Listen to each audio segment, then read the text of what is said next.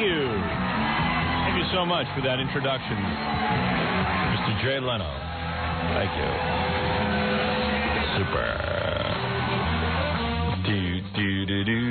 What song was that Jay was playing to introduce me? Day Tripper. Day Tripper, right. Day Tripper by the Beatles.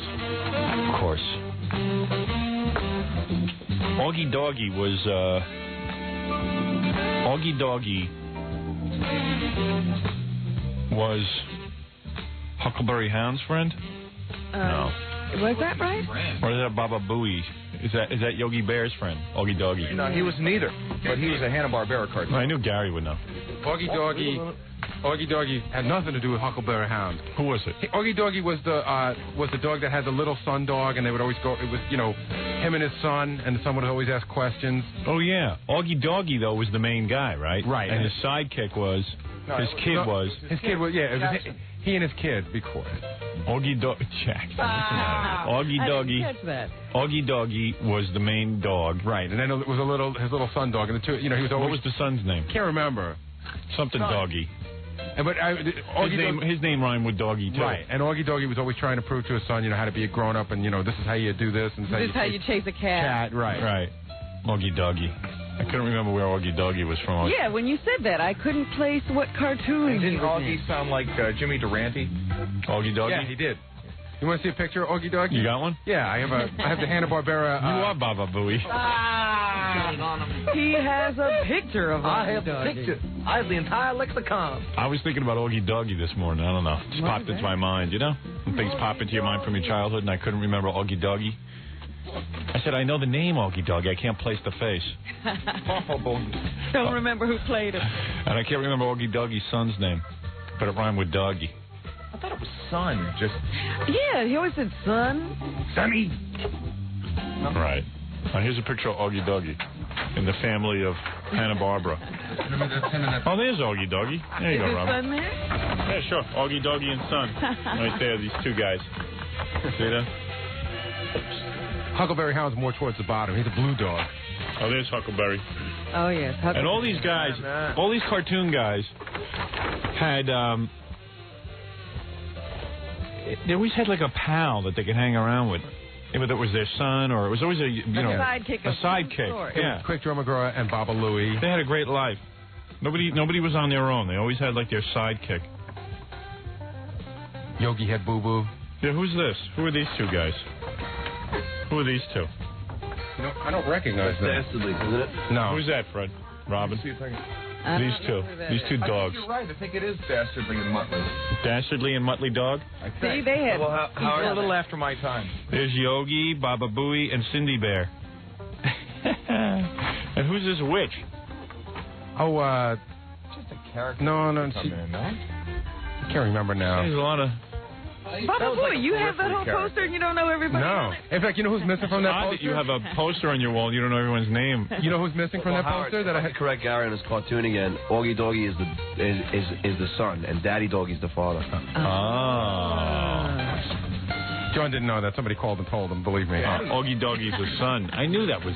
Yeah, see, Augie Doggie did have a name. Actually, Baba Louie's missing from there. I once had a discussion with Joe Barbera about that. Why is he missing? I don't know. He didn't understand why either. He's just not on the poster. Top Cat's there. Smurfs. The Smurfs made it. McGilly Gorillas, and he had some sort of sidekick. A dog in a hat, I think. You a lot of didn't different have dogs. A plume on it? Now, who are these two dogs? Oh, I see. A lot of cool... Fafafui has the whole Hanna-Barbera collection on his wall. There you go. Thank you, Boo. Our own cartoon character, Fafafui. I was thinking about the name Baba Booey and how it's unbelievable how many years you've had that name and how it really stuck. Monkey. Yeah, I know. I was thinking about that. I actually was thinking about that the other day, that I really thought that at some point, in fact, sometimes when I do an appearance and I'll say, Boy Gary will be at someplace, people ask me, like, why do you even bother? Nobody even calls you that anymore. Right, Boy Gary's gone. Because he's hoping it'll come back. Dummy. Well, there was a time at which we wondered what we would do about Boy Gary because he was growing. Right, now he's Baba Booey. And he became Baba Booey, and it clicked. He metamorphosized. I was thinking how that name has been a blessing and a curse. Obviously, at some point, you don't want to be walking around with your family and hear people yell Baba Booey, but it's the same thing. It's when you go on an appearance, it's fun to go there and yell Baba Booey. Well, you know what's really weird? Like now, people really like if they see you in public, they think they know you, and they're not even kidding around. Sometimes people just, hey, Baba, what's up? Baba Booey. Really? Hey, Baba. Baba Booey. Hey, Baba. Do you ever think of yourself as Baba Booey? No, I don't. Do you ever? No. What do you mean, like as the character? No. As a person, like, do you ever think, my name is Baba Booey to a lot of people? Yeah, of course. In fact, you know, when we did that MS bike race, yeah. And I remember I had to cut those promos. Yeah. You know, they don't want you to say, hi, this is Gary Dell'Abate. Right. Hey, it's Baba Booey from the house. You know what I mean? You know, that's in the script. You know, even like, I've even done commercials for clients on the station. You know, hey, it's Baba Booey from the Howard Stern Yeah, I was Show. thinking about that. You've become Baba Booey. Yeah. Well, the most frightening thing was once his mother came up to me and said, "Hi, Robin, I'm Baba Booey's mother." Right. Yes. Oh, she's dead. Oh, man. I had no idea. So even she calls you that. Will you ever legally change your name? No, but I got yet another license plate in the mail yesterday. Baba Booey? Another Baba Booey license plate. So now there's one from Booey. Ohio, Baba Booey. California, New York, and Pennsylvania. Wow. Good for you. Congratulations on that. How do they generally spell Baba Booey? Any number of ways that they could fit on a plate. I think this one was like BBEEBOOY or something like that. That spells Booey. Baba Booey. That's not Baba Booey. License plate. You have, Baba Booey. Baba Booey. How many years have you been Baba Booey? Probably 5. 5 years now. Wow, Baba I didn't Booey. realize it had been that long. Going on 5 years, Robin. And I still remember the quote that Jackie torments me with every time. What is that? This is, come on, guys, how long are you going to go with this? It just isn't funny anymore. Yeah. He's on his way out the door. He says, "This is old." Yeah, because, everyone's bored with this already. And that was 2 weeks after it started. No, that was a half That was a half hour after it started. Well, anyway, there you are, Baba Booey. No, I was thinking about it. I said, he's really become Baba Booey. Yeah. It's his name now. I said, I wonder how he feels about that. No, I don't mind. It's cool. I mean, being Baba Booey is a lot better than like being like a-hole or something. Right. You know, and you could any number of names you guys could have There thought you for go. me. There you go. Synonym. Can't say a-hole.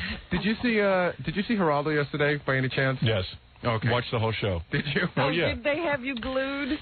They did the whole cast from Baywatch. On the show. beach. On the beach, and Pamela Anderson just sat there the whole time in a little tiny mini dress. Mini dress. Like a She really sundress. didn't know how to sit because they had her up on a stool. Oh. And you could, if she had done anything, you could look right up her dress. Yeah. Oh, yeah.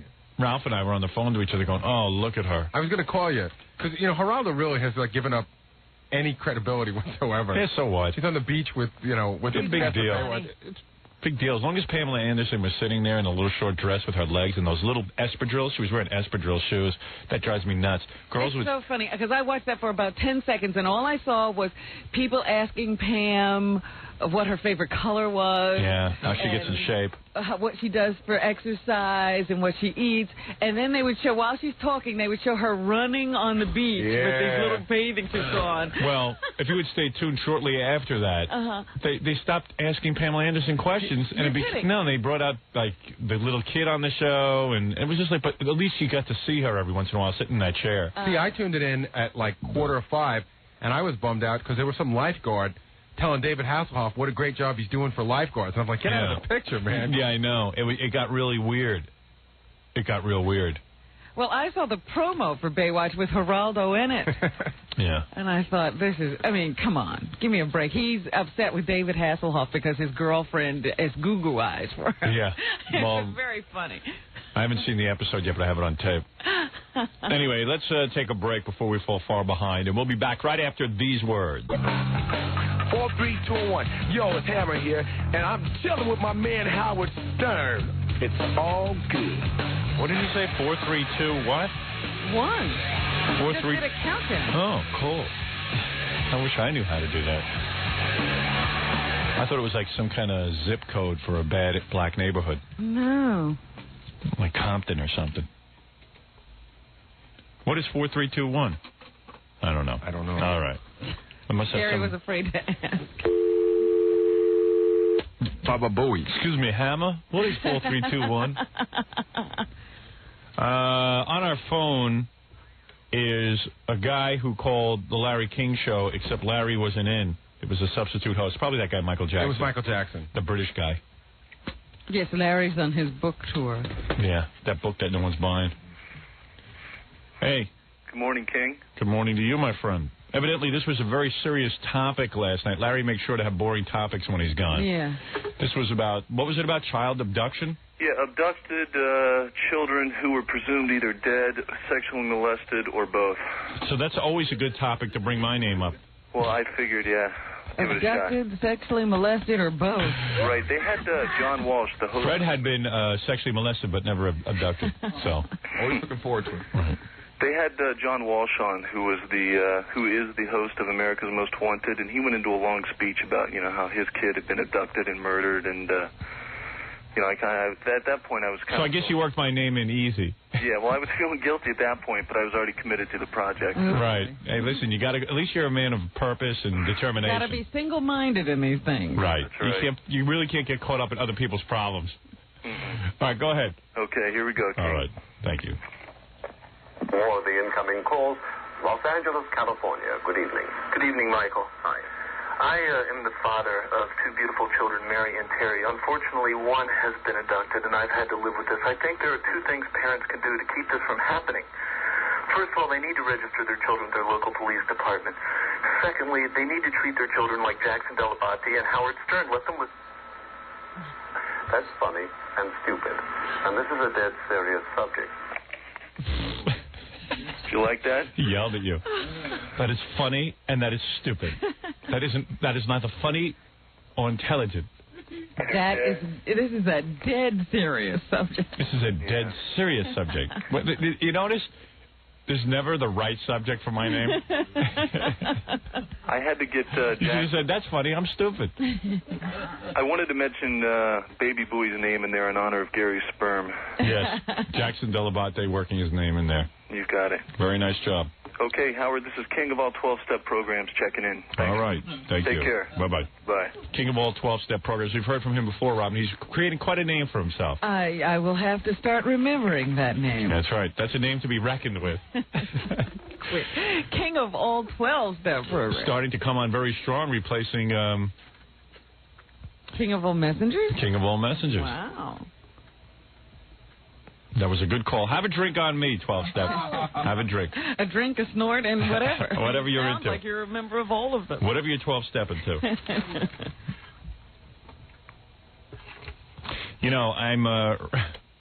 I'm so glad I didn't do the Tonight Show this week. This would have been the week that I would have done the Tonight Show or the Letterman Show. They both wanted me. Yeah, I just saw them promoting Jay on Channel 4 yesterday. That's Billy's voice they've been using. It's Frank Sinatra. Yeah. I've been catching that. I didn't realize Billy had that gig. It's not a real good impression because you recognize it's Billy in 2 seconds. I got to talk to him about that. Got to work on that Sinatra. Have you heard that, Fred? I didn't know it was him. Really? Yeah, usually he does a better job of it. That means he did a good job. You didn't know it was him. You didn't think it was Frank either, though, you mean? No, you didn't usually... think it was Frank. Oh, you didn't think it was Frank. I didn't think it was Frank. It took me a second. And it's not until it got to the end of the impression, it was like, baby. I'm going like, oh, that's Sinatra. And then I began to think, I said, was that Billy or not? A little professional jealousy there, Fred? Maybe. All right. They could have called me. You didn't know it was Billy, but you didn't even know he was doing Sinatra, the guy that you didn't know who it was? That's right. That's what Fred's saying. Fred didn't know anything. Fred's saying he didn't know it was Billy, and he didn't know that was an impression of Sinatra. Now, I don't know what Jackie's hair is this morning. It's like, I know, it's very cute. Let me hear your Sinatra impression. Hello, baby. I mean, it's just the same thing as that, you know? That was Billy. That was Billy, right? Me doing Billy, doing Sinatra. What? I can't talk to Fred. I never know what he's talking about. I never know what he's talking about. I don't. It's okay. I was distracted. Yeah. Good. What are you distracted with? Jackie. Yeah, well, Jackie, just sit quiet for 2 seconds. Yeah, Jackie's mumbling to Fred. As soon as I talk to Fred, it's Jackie's turn to jump in. Just sit quiet. You can talk to Fred every once in a while, Jackie. Yeah, I'm allowed to talk to Fred. Yeah, Jackie thinks he's Fred's spokesman. He's going to speak for Fred. Jackie only looking for some... Fred's on my side, Jackie. Well, he's still on a high yesterday from the Patty Reagan jokes. Yeah. Everyone was talking about that. How is it that Jackie could be so stupid as to go up to Patty Davis Reagan and say an Alzheimer's joke, a Ronald Reagan Alzheimer's joke to her face, just walk up and, hey! Pretty stupid. And then he says to me yesterday, it really could have gone either way. I said, there's no way it could have gone either way. Well, he was trying to explain it to me, too, saying, you know how a thing happens and a person you know, and you combine the two and you make a great joke. Yeah, right.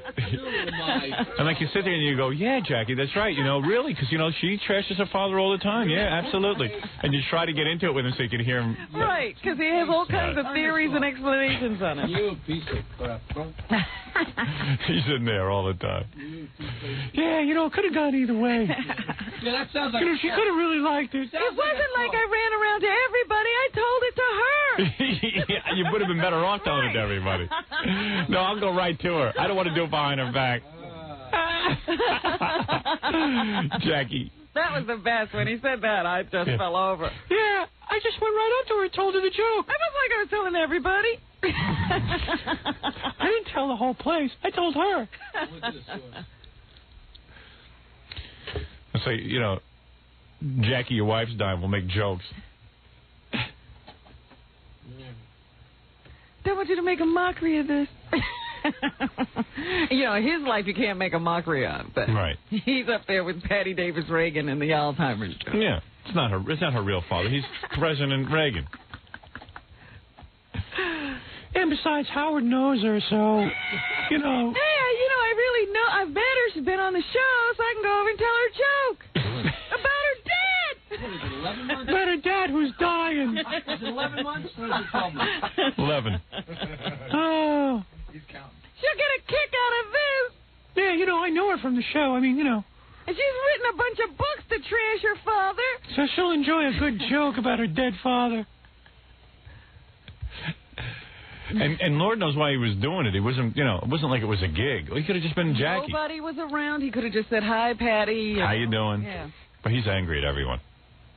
Angry at the world. Just stop that crap. He's going to torture everyone. Make everyone suffer. He is like that puppet in the Twilight Zone episode. He sits in his box angry at everybody. Yeah. Finally let him out. Yeah. I went up to Pat. Hey, you know, it could have gone either way. Could have gone either way. Submitted for your approval. A joke man. A joke writer. Always waiting for the big time. He seizes his opportunity when he sees Patty Davis Reagan at a party. Only to be rejected and slapped down once again in the Twilight Zone. Hey, Patty! Guess what? Your father's brain dead. That's nice. I hope Billy's practicing his Sinatra. What'd you think? Like, what would it have gotten you if she liked the joke? What was the joke again? What did you say? I'm reading the paper. No, come on. No, I tried to talk for a while and you had my mic off, so I'm reading. But your mic is on now. No, it's on. Who'd know? I do. He's doing the crossword. What was the joke, Robin, that he I said? remember everything else. That's all right. I'll turn off your mic again. I know that it was something like Patty Davis Reagan was the first one to discover her father had Alzheimer's because he started returning her calls. Oh, yeah, that's right. Pretty close. Was that the joke? Yeah, pretty much. Hey, but you got to do it as Jackie. Yeah, I don't have his delivery. Right. Lucky for you. Tom and I had a long discussion about this yesterday. Tom was explaining to me why it was so inappropriate.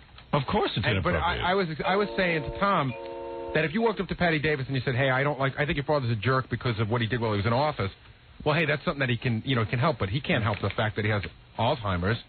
Yeah, well, you wouldn't even go up to him. You wouldn't. You wouldn't go up to her and say, "I hated your father," when he was in office. Right, but I mean, you're talking about something that the guy can't help. Right.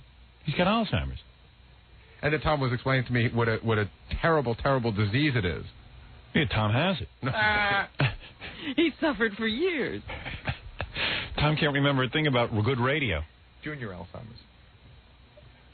Hey. So what was the joke again? I want to tell it like Jackie. I think it's Ronald Reagan must have Alzheimer's because Patty discovered that he was the first to discover. Right. Hey, Patty, I heard you were the first to discover that Ronald Reagan had Alzheimer's because he started returning your calls. And what did she say to you? Did she start yelling at you? Like right off, or was she like shocked at first? I already spoke to her and apologized for telling her the joke. The fact you're going on for hours and hours, I hope she'll blame on you and not me. All right, fine. I'll accept that blame. Could you please tell us now what she said? Yeah, just tell me. Like, does she stare at you? Because Jackie, I don't want to pick the support, but you didn't say. You never really. Late for that. You really never said exactly what she said, except Jackie said, she let him know that it was inappropriate. Yeah, how did but I want the words. I want to know the words. Ballistic on me. Right. But, yeah. It was much worse than that. It was much worse than that. Do you have any idea how it got in the paper? I called page 6. No, come on, really. How do you think it got in the paper? That's another interesting thing. Do you think she told the paper? I have no idea. I really have no idea. Well, how would you think it got in the paper? She may have told somebody. Did you talk to anyone after it happened? When it wasn't in Friday, I thought it was... Yeah, but it can't get in that quick because it happened late Thursday night. The paper. But Jackie, after it happened, did you tell anyone about it at the party? Or did people witness it, or was it done quietly? There was a lot of people. There were a lot of people standing around. Oh, there were. So was it somebody must have? They didn't hear me talking to her. They were standing around, but did they hear her yelling at you? Like, were you being yelled at? Was it a scene? I would imagine they might have. So it was like a scene? No, it wasn't a scene. But it was loud enough for. It was. Was it like? Let me. Was there music? Let me indicate the. I'm done. Oh, shut up! You finally got a good story. You shut up. Oh, now you have a sensitivity You're a to it. hypocritical bastard. Why is that hypocritical? Because you're quoting yourself as me. What? What? That's exactly what you said to me. Could have gone either way. Now, whose quote is that? You. You're full of crap. Oh, right. Look at me, oh, yeah. You are full of crap. You lying piece of crap. No, you are a lying piece of crap. No, that's your quote. I said it, and you said it. What? No, of course I said it. Of course I said it. I wanted to hear what you'd say. Oh, you are a I just want to hear you go. Piece of crap. That's right. That's right. Now you know. Well, Jackie, I heard you say it. Could have gone either way. Jesus Christ. It's just one of those things. One of those things. Evidently, it happens a lot in his life. You never know anything like that. So you got a good story. Let me hear what happened. So no, you I don't remember what happened. I told you what happened yesterday. Let me ask you something. Her volume, was it like this? Yes. No. I didn't do it like yet. You were just talking. Oh, was it like? Really? Yeah. Hey, man, I don't think that's very funny. She was upset. I felt bad. Was that the right volume? Look, I'll do it again. No, I told you it was it was talking volume. The volume you now have? Yeah. Yeah. But was there music playing, or was it a room that was silent? Yeah, was there music? It was a crowded bar. So there was music. Crowded VIP room. There was music playing in the other room, I think.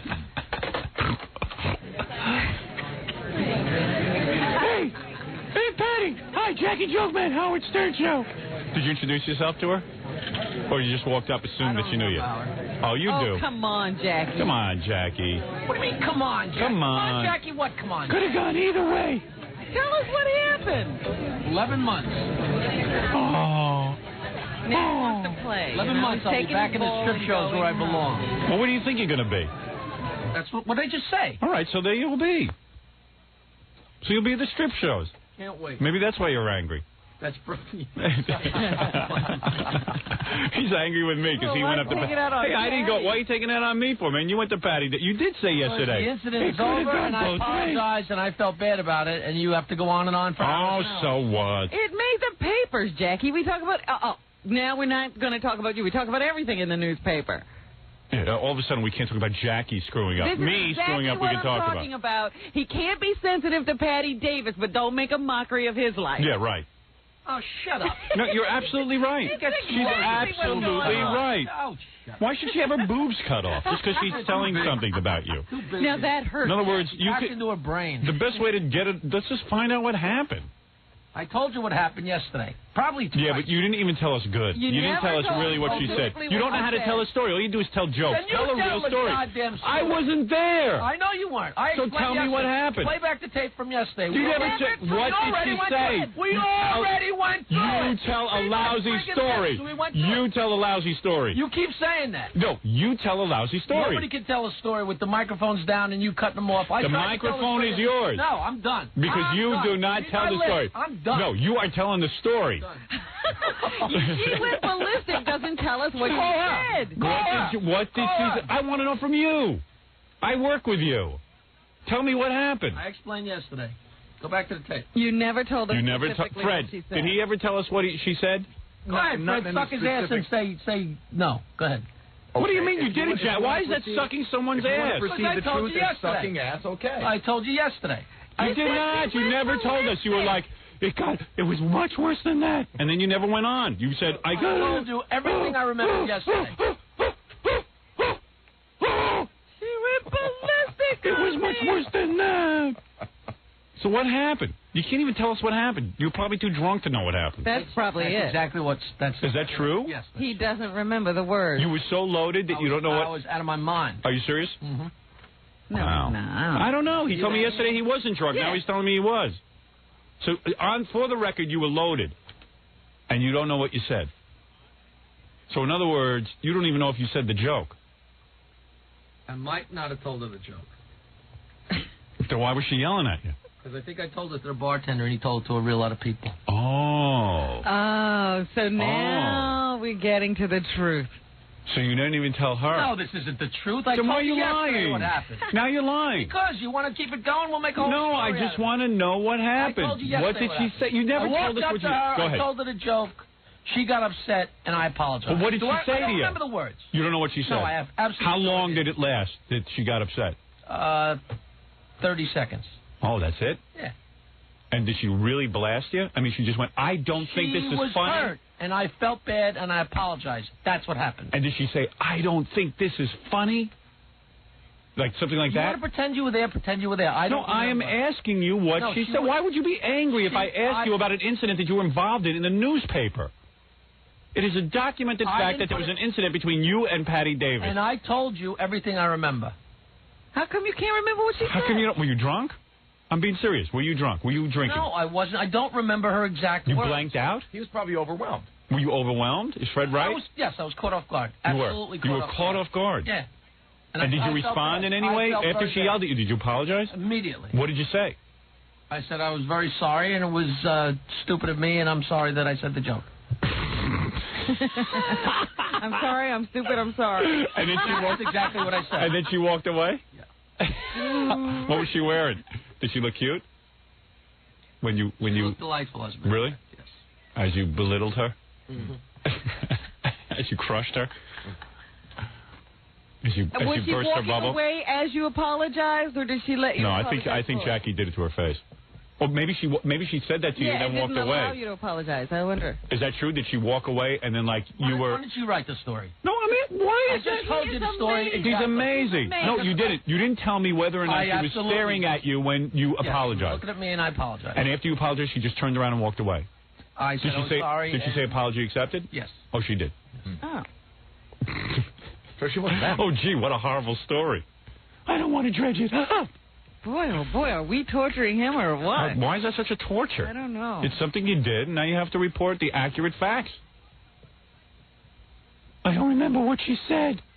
You know, the whole time you were trying to talk to Fred, he was talking. Yeah. Now that you're trying to talk to him, I know, he won't but say that's a why. word. But that's why I don't put on his microphone. Because if I talk to Fred, he talks to Fred, and then I say, "Oh, I got a question for you," and he can't answer. How you make him I talk. can't answer. I spoke about it yesterday. Well, we want further clarification. You want to tell the story? I told the story. Finally, has something good go on where it's interesting. Something good. And he can't. Yeah, something good. That's right. Manipulative Something interesting. There he goes. Now he's angry at me. No, I said, why don't you hand him the spot sign? Now he's you angry hand at it to me. him. Why? It's going to look like I'm trying to stop the story. What? Why are you sick? You are a sick man. You're a sick joke man. That. I'm stuck in a sick situation. You are the sickest guy on the planet. I feel bad because the girl's feelings were really hurt when I told her the stupid joke. And I thought the best thing I could do is try and keep it off the air as much as I can. And there's no way to keep you jerks from talking about it. So Hey, that's it. I'm trying that's to life. do what I can to keep the story from going on. If you behave in life, you won't have these embarrassing conversations. Yeah, I guess if you behave in life, you could leave the house, too. That's right. If you learn how to behave when you go to a party, you won't have these embarrassing discussions on the air. Why don't you keep explaining to me how to behave? You know how to behave. I don't know what the right thing is to do to quell the story, and there's no way to quell the story. No, you should have stopped the sentence and said, I don't know what the right thing is to do. I thought he was finally getting it. Yeah, I really thought he'd come to a realization about his life. But no. I don't know the right thing to do to quell the story. Quell the story. Isn't that for crabs? Quell, yeah. Yeah. Jackie knows about that. Jackie has crabs. That's why he always works the word quell. He's not waiting for free quells. Yeah. Oh, we're terrible people. At least we don't go up to Patty Davis Reagan and start torturing her. No, talk about it on the radio. I'm as bad as you are. Hours. Hey, I'm trying to. This helps her. Oh yeah, this really does. It does. It helps her work through it. Yeah, sure. Oh, you would know. You know what makes people feel good. You do. No more than you. You don't see my name in the paper next to going up to people at parties and torturing them. Hey, I got a good one. Hey, Patty, come here. Patty, come here. Come here. Are you feeling positive about your life? Good, because I'm going to wreck it right now. Come here. You having a good time? Come on. I can stop that.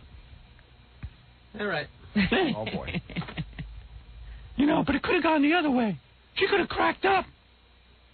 You know how it is when you have a situation and you know a person and you come up with a great joke. Is that what he said to you? Yes. I never even thought. And I told her a stupid joke, and she went ballistic on me. I wish I'd been there. That would have been great. Great fun. Were you stoned? Did you smoke some joints before you went? I was wrecked. Really? That must have been it. Had no sense of what I was doing. No, really? Were you that stoned? Oh, okay. So for the record, you were high on pop. And Jack Daniels. So you were drinking before you just said you weren't drinking. Now you're saying you're drinking. My mind. Oh, you were. Yeah, oh, okay. You keep changing the story, Jack. All right. So for the record, you changed the story. You had smoked joints and drank Jack Daniels. Of course not. And shot heroin. See, this is what I keep telling you, Howard. Don't listen to him. Just want the story, pal. I was working. I had a gig. So you weren't drinking and smoking? I was promoting the Great American Strip-Off, which was going to be on December 30th on the Playboy Channel. Huh. He was so upset he had to get a plug in. Yeah. He was just heady from the excitement. He doesn't, he hates this, but he'll plug. Hey, might as well get something for me. That's right. Something for my pain. For the record, I felt very bad about it. We know that already. So what, you big pussy? You did it, so you felt bad about it. So now talk about it. Get it off your chest. Don't be such a baby. You know how many stupid things I've done? I get on the air and I talk about it like a man. I do it for the good of the show. When are you going to be a team player? I guess just never. Talk about it. I guess never, Howard. Okay, so then get with it. Now's a chance. Tell us every little detail. That's the show. I was trying to figure out how to keep the story off the air, and there's no way to keep the story off the air, and you two idiots from talking about it. Yeah. There you go. We're idiots. Yeah, we're idiots. We're stupid. We're stupid. We're not the ones who went up to Patty Davis and started telling jokes, but we're stupid. But, of course, my name's all over the paper. Of course. Might as well say Howard Stern said it. Yeah. Because he's just speaking on your behalf. When you went up to Patty to identify yourself, do you say, "Hey, Jackie from the Howard Stern Show"? Or do you just go, "Hi"? What do you say to her? How do you make the entree? If you were Patty Davis. Go ahead. What would hurt you more? Somebody coming up and telling you a joke, or somebody talking about the incident for an hour on the radio? Just answer yes or no. Someone coming up to me at the party and doing it to me. She might not be listening to this. Because the one on the radio is ridiculing the guy who told the joke. And he's getting an opportunity to admit how stupid he was about it. You asked me a question, I gave you an answer. I already admitted I was stupid yesterday, and we accomplished all that in 1 minute. What is it? So I just tried to get a hold of Patty through an intermediary. Yeah, she's probably off our show now. No. She's listening right this second. Good. But she was grateful that you took the position that you took yesterday, but she's hesitant to call in this morning because... So did you hear that, Jackie? She was grateful. It's sort of a sore subject, but if you can say something to her now to get her to call in, she's listening. Patty, Jackie doesn't know how to properly apologize for what was said.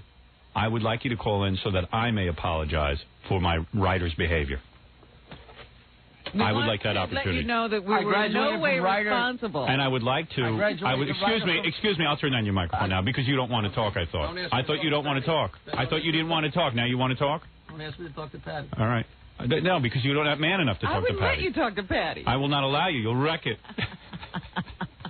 I happen to like Patty a lot. I think that she's an excellent friend of the show. Excellent friend of the show. She's always been there for us. And I would like the opportunity to publicly to clear the air between my writer, Jackie the Joke Man Martling, And, in a joke. and you, Patty, if I may, in all seriousness. So that there's no degree, I will feel uncomfortable and... You want to say, first of all, that you never even asked Jackie to write an Alzheimer's joke? Not at all. That was something he did on his own? Right. That would be classic if after I clear the air, Jackie does tell another one. That would be classic. Her mom was never sick, was she? No. Okay, good. No, but the point is, Jackie, in Jackie's warped mind, he thought that, since you have been a critic of your father's, that he could. I don't even know how. I don't know what he thought. I don't know what he thought. I really don't know how you're going to come to that conclusion, so don't even try to explain that. Patty, I'd like to work it out so that the air is clear for the next time you come in. Yeah. Because we don't want you staying away because you have to walk past Jackie. Exactly. I'll if you're take feeling the day off if she wants to come in again. There you go. You're looking for that. Yeah, you're looking for that. You got to come in and suffer. Yeah, no, you have to confront her. No, the point is, I don't want you to feel uncomfortable. She's in New York. No, I know she's listening right now. I don't want you to have to feel uncomfortable the next time you come in here. If we clear the air... I'm not uncomfortable. No, I was talking to Patty. Oh. Jackie, you're the insensitive one. We know you're not uncomfortable. If you were uncomfortable, you never would have told a joke. Jackie feels fine. I feel terrific. No, Patty, I already apologized, and I felt very badly, and I felt very badly, and I did not choose to have this carry on for 2 days, and you know that. Yeah, but you told the joke. But you got it in the paper. I made a mistake. And you called the Post. Well, I'm in show business. I had to call. She needs some publicity. And I have no idea how I got in the All right, I believe Patty is on the phone. Patty might have put Patty Davis Reagan, ladies and gentlemen, First Lady of the United States. Patty, hi. Hi, Howard. Good hi. morning. Listen, so wait a second. Just because I can't get this side of the story from Jackie, what exactly happened? What happened was I was on my way out of the party, and... So you almost made it out there without a Jackie joke. I almost did. And you probably looked really cute at the party. Yeah. And you were having a good time at the party, right? Well, it was okay. I mean, it was really crowded. It was fun. I was leaving, But out of this party, which was hundreds of thousands of people there... They said about 2,000 people. 2,000 people. Yeah. Not one person came up to you and told you a President Reagan joke. No. The only one who had this brilliant idea was Jackie. Yeah, I was on my way out, and I saw Jack, and we said hi to each other, and then he said, oh, I've been telling this joke about you, meaning me, I said I wrote a joke that day. I said, I wrote a joke about you today, because I knew you were going to be at the party. Right. So... Doesn't make it any better, right? Couldn't give her flowers. Right. So I'm a good sport, you know that. And so I said, what? You're a great sport. And then he told me this joke, and I thought I was going to cry, Wow. And I said, that's not funny. It's not funny. Your father's ill. You might have had your differences with your father, but you feel bad about him being ill. There's nothing you can do about that. Right. I mean, and I respect his courage for writing a handwritten letter to the country and announcing. It's not funny, and I said, look, I'm a really good sport, but that's crossing a line, and I mean, there are boundaries, and you just crossed one.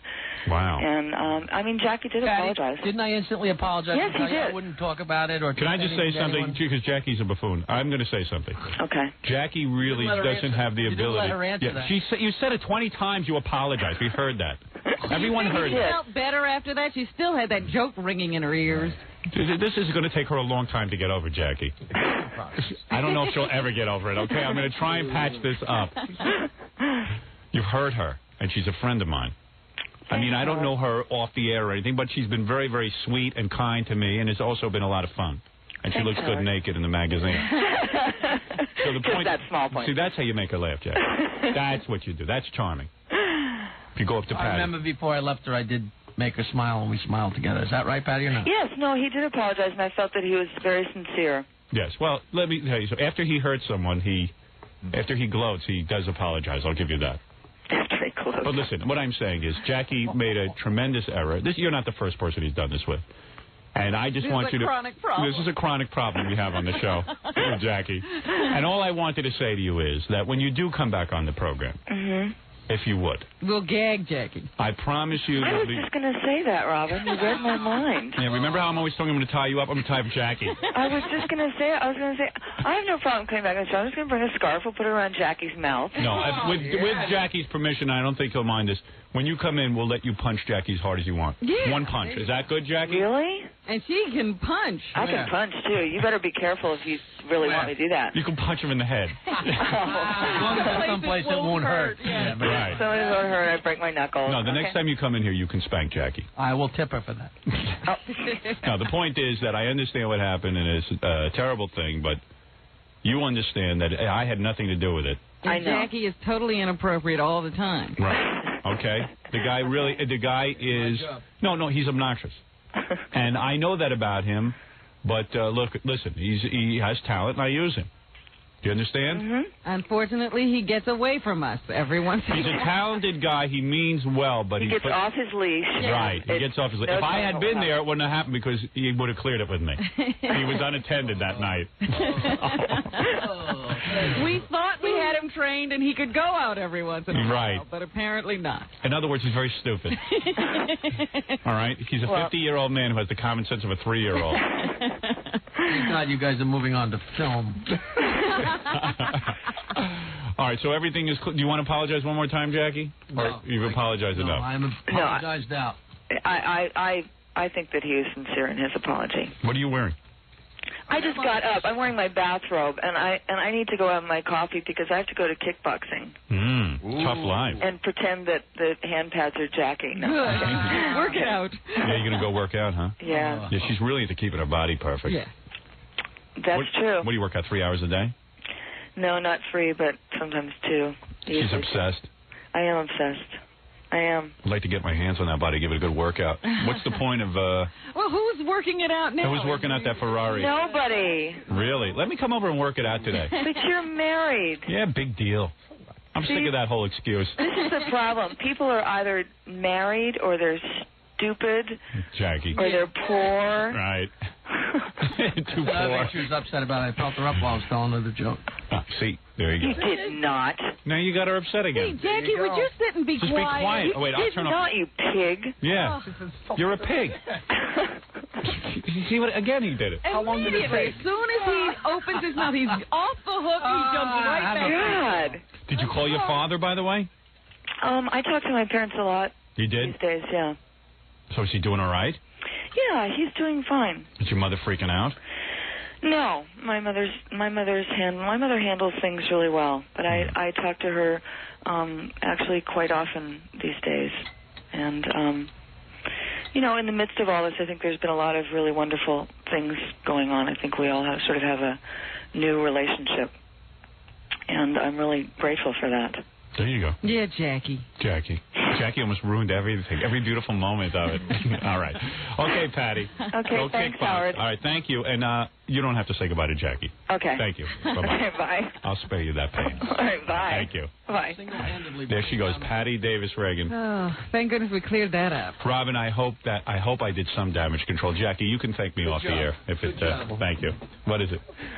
You know, I hate to do this, Jack, but I got to produce the show. Right. How'd you say that with a smile? I can't help it. So here's a guy. Is this Jackie? This is your life today? Yeah.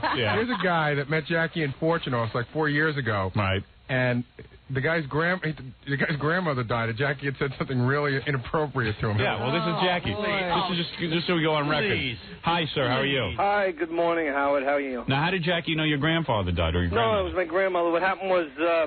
This is about 4 or 5 years ago. I was in Fortune office, and Jackie, I could prove it because, well, not that I could prove it, but you got to excuse me. I'm nervous. I'm not used to being on the radio. That's okay. Neither is Jackie. What happened was I was with my wife, and I was in the Fortune office, and they were looking at teapots. Right. And I noticed them, and my grandmother just passed away, real close with them both, and I walked up to him, and I said, "Hi, Jack. How you doing?" And he looked at me and he smiled. He goes, "How you doing, buddy?" And his wife looked at me like, if looks could kill, like you're bothering us. And so I pulled back. She's a big star too, Yeah. Go ahead. And I pulled back a little, and I said to him, "Can I get your autograph?" And he said, he like kind of patted his chest, and he goes, "Well, I don't carry paper with me, So I said, "Okay." And he goes, "What's with you?" And I said, "No, I'm a little bummed, And he goes, "Well, what's the deal?" So I said, "Nah, nothing, a family thing." I said, "My grandmother died." I barely got it out, and he goes, "Did she have any loot?" So and I'm looking, and Nancy even probably felt bad for me because, of course, like, she kind of went like Jack, you know, right? And he's like waiting for me to crack up, and he might have been on a bender. We have to move on to the next call. I'm sure there's another one. You know, I just want to say something to you if I can. I think you're really an inconsiderate man, Jackie. You know, I mean, my feelings were hurt. Your feelings, you tell me your feelings were hurt with Patty Davis? You know, there are people out there that do have feelings besides you. That's right. I would like an apology, to be honest with you. And Howard, you know, I mean, if I'm out of line, you're not out of line at all. I'm very sorry, sir, that you are such a total jerk. See, he can't even apologize. Did you have a few drinks this morning? No, I had a few drinks before I went to Fortuno's. That's why. So I went around and asked. Oh, that's an excuse. Grandmothers had passed away. You can't blame it all on your alcoholism. Yeah, well, listen. Obviously, he won't apologize. I'll be honest with you, Jackie. I thought you were more of a man than this because I thought he would apologize. That's like another blow to me. You know what I mean? Right. You don't go saying that to me. I'm a fan of the show. I mean, that's terrible. You didn't mean anything by it. Well, listen. May I apologize on behalf? Howard, I'd appreciate it, but that's okay. You don't have to. I mean, you're the best. I'm the one who has to mop up after all these accidents. You know, I know. You're a great human being, Howard. Thank you. Well, do you have any loot or not? Let me just. Come on, Jackie. Come on, the man. guy. Come on, huh? He's full of crap. Let me turn on his microphone. You know, that didn't happen. You're saying? That happened. Sir, do you swear to God that happened? Of course I do. I believe it. Thank you. Why would I lie about my grandmother, man? He is cold. All right, thank you, sir. I'm sorry. I apologize. No, that's right. Abhorrent behavior. A written letter. I think he should write me a letter, the creep. An apology. Get drunk and go driving. Yeah, right. I'm not the alcoholic, pal, you bald-headed thing. Thank you. All right. Bald-headed thing. All right, thank you. Yeah. All right, okay. Bye-bye. I'm sorry. Just in general, for people who will encounter Jackie in the future, I have tried to explain Jackie only cares about himself. That's right. Well, it's a sad day. Wow. It's a sad day. I thought you would have apologized to the guy. Yeah, how hard could that have been? Well, I got to take a break. Obviously, it's a very emotional morning. That was pretty good. All right, we're going to take a break, and then we'll be back right after these words. Like, right. Yeah, received the following facts. Jackie should be banned from every liquor store in the nation and from every party in the nation. At this point, Jack Daniels is embarrassed to have Jackie as a customer. All right? And that is from the Jack Daniels people, I believe. Here, you want that? Yeah, if they're in the dress on it, I'll send them a tape and get some free liquor. All right, there you go.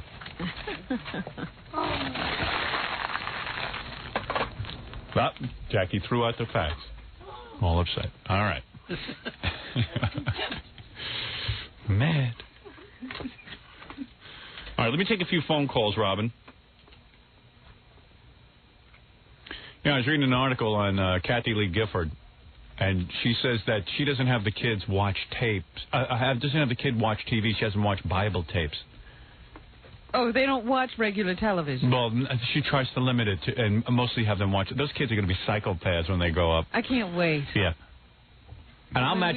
We'll be sitting here doing reports on her kids. And I'll match my kids up against her. My kids don't watch Bible tapes. I guarantee you my kids will turn out better than hers. I'm in competition. Bible thumping at home. She's such a strange woman. Yeah. Mommy, why is Daddy so old? Mommy, what's the fossil doing in the kitchen? Hey, you want to hear something funny? Well, actually, you know, I call Ralph at his house a lot, but Ralph is such a groupie of mine that he actually saves my telephone messages on his machine. No. Yeah, he saves them. He's a dickhead. Under my pillow. I was going to ask you, what is happening with that one tooth in his mouth? Have you noticed? Yeah, well, Dr. Kaufman's working on him. They're going to get him a new tooth. Because I said he won't listen to you and go to the dentist. He went, and now they put in a substitute tooth, and they're fitting him for a new tooth. Okay, because I looked at the tooth yesterday. It's like it's got a life of its own. And they're bleaching his teeth. Because they were all yellow. Yeah. Well, they had to put in a special... Let me see the temporary tooth they put in. Oh. Let's see.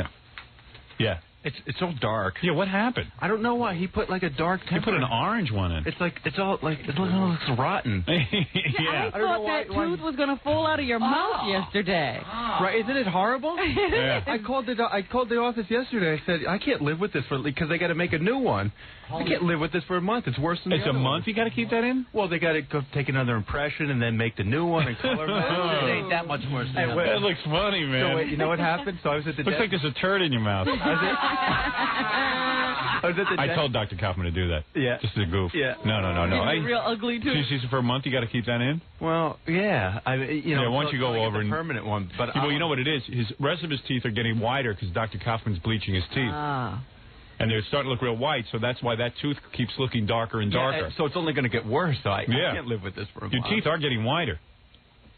Yeah, you look better, except for that bad tooth. Yeah, well. All right. So anyway, he filed it down or something, and I had to get up and go to the bathroom. I went in the bathroom and I looked in the mirror, and my cheeks was all swollen from the Novocaine, and he filed it down to like a stump, and I smiled, and it was like missing a tooth. I looked like the Elephant Man. You look more hideous than ever. So anyway, Ralph is such a groupie of mine that he tapes all. When I talk into his answering machine, he saves the cassettes. You told me to save this. No. Excuse me. I never once told you to save it. You did too. No, Excuse me, you told me you saved. I called him up last night. I said, hey, if you're saving tapes of me, I happened to call him the other night, and I just thought about it. I said, well, maybe I should play it on the air. I'm not saving tapes. It's not like I have them cataloged. Oh, okay, sure. I'm saving tapes. Then how come you had this from a week ago?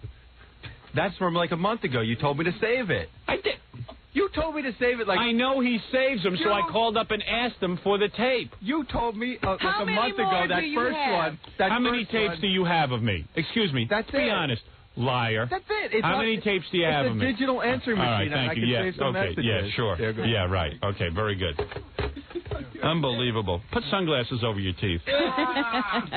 So anyway, I'm watching. I'm laying in bed watching TV the other night. Ralph calls my house every 5 minutes whenever there's a hot girl on. So meanwhile, he got all upset the other. Listen to this. I'm laying in bed. I'm trying to relax. I was really stressed out this weekend. So I figured, hey, I'll lay in bed and just watch TV and zone out. I'm laying there, the phone rings, and I said to my wife, I shouldn't pick up the phone because it's just going to be some jerk-off upsetting me.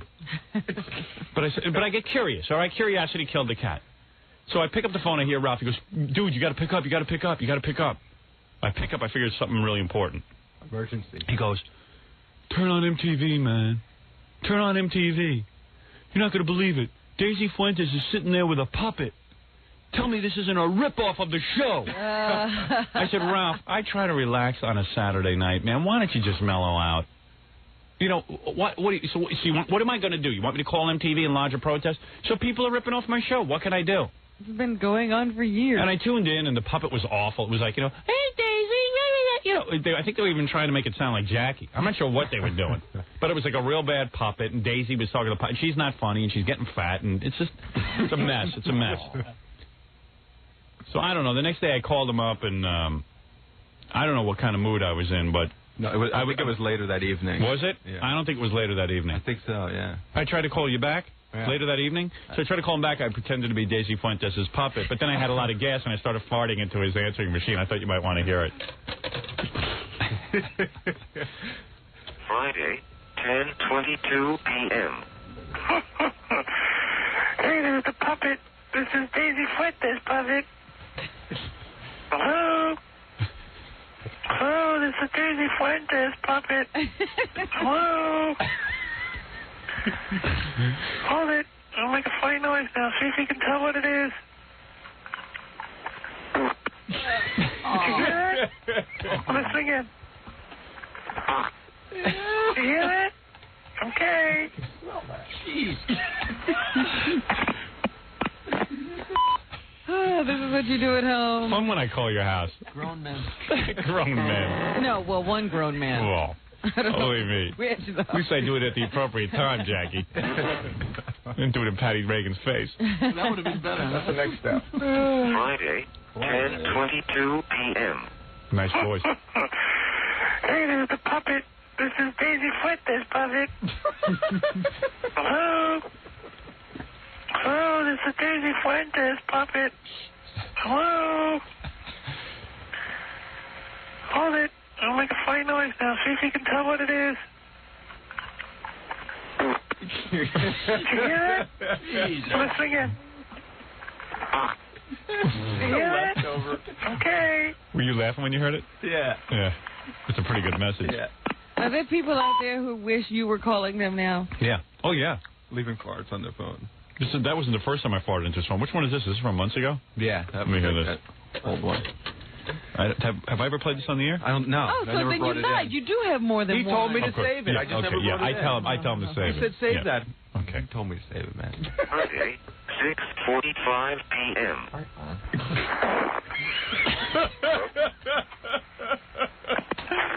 And I pick up.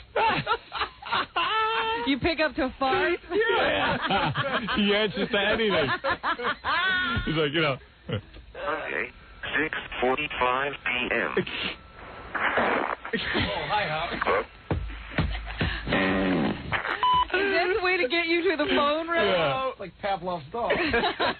Must be both. The voice on the machine has more personality than Ralph. It's amazing how he picks up, man. You can just call him anything. Oh, hi. He responds to my farts. Hello? Truck backfiring. Most of the time it's feedback. Yes, can I help you? Hello? Hello, Howard. Monday, 6:45 p.m.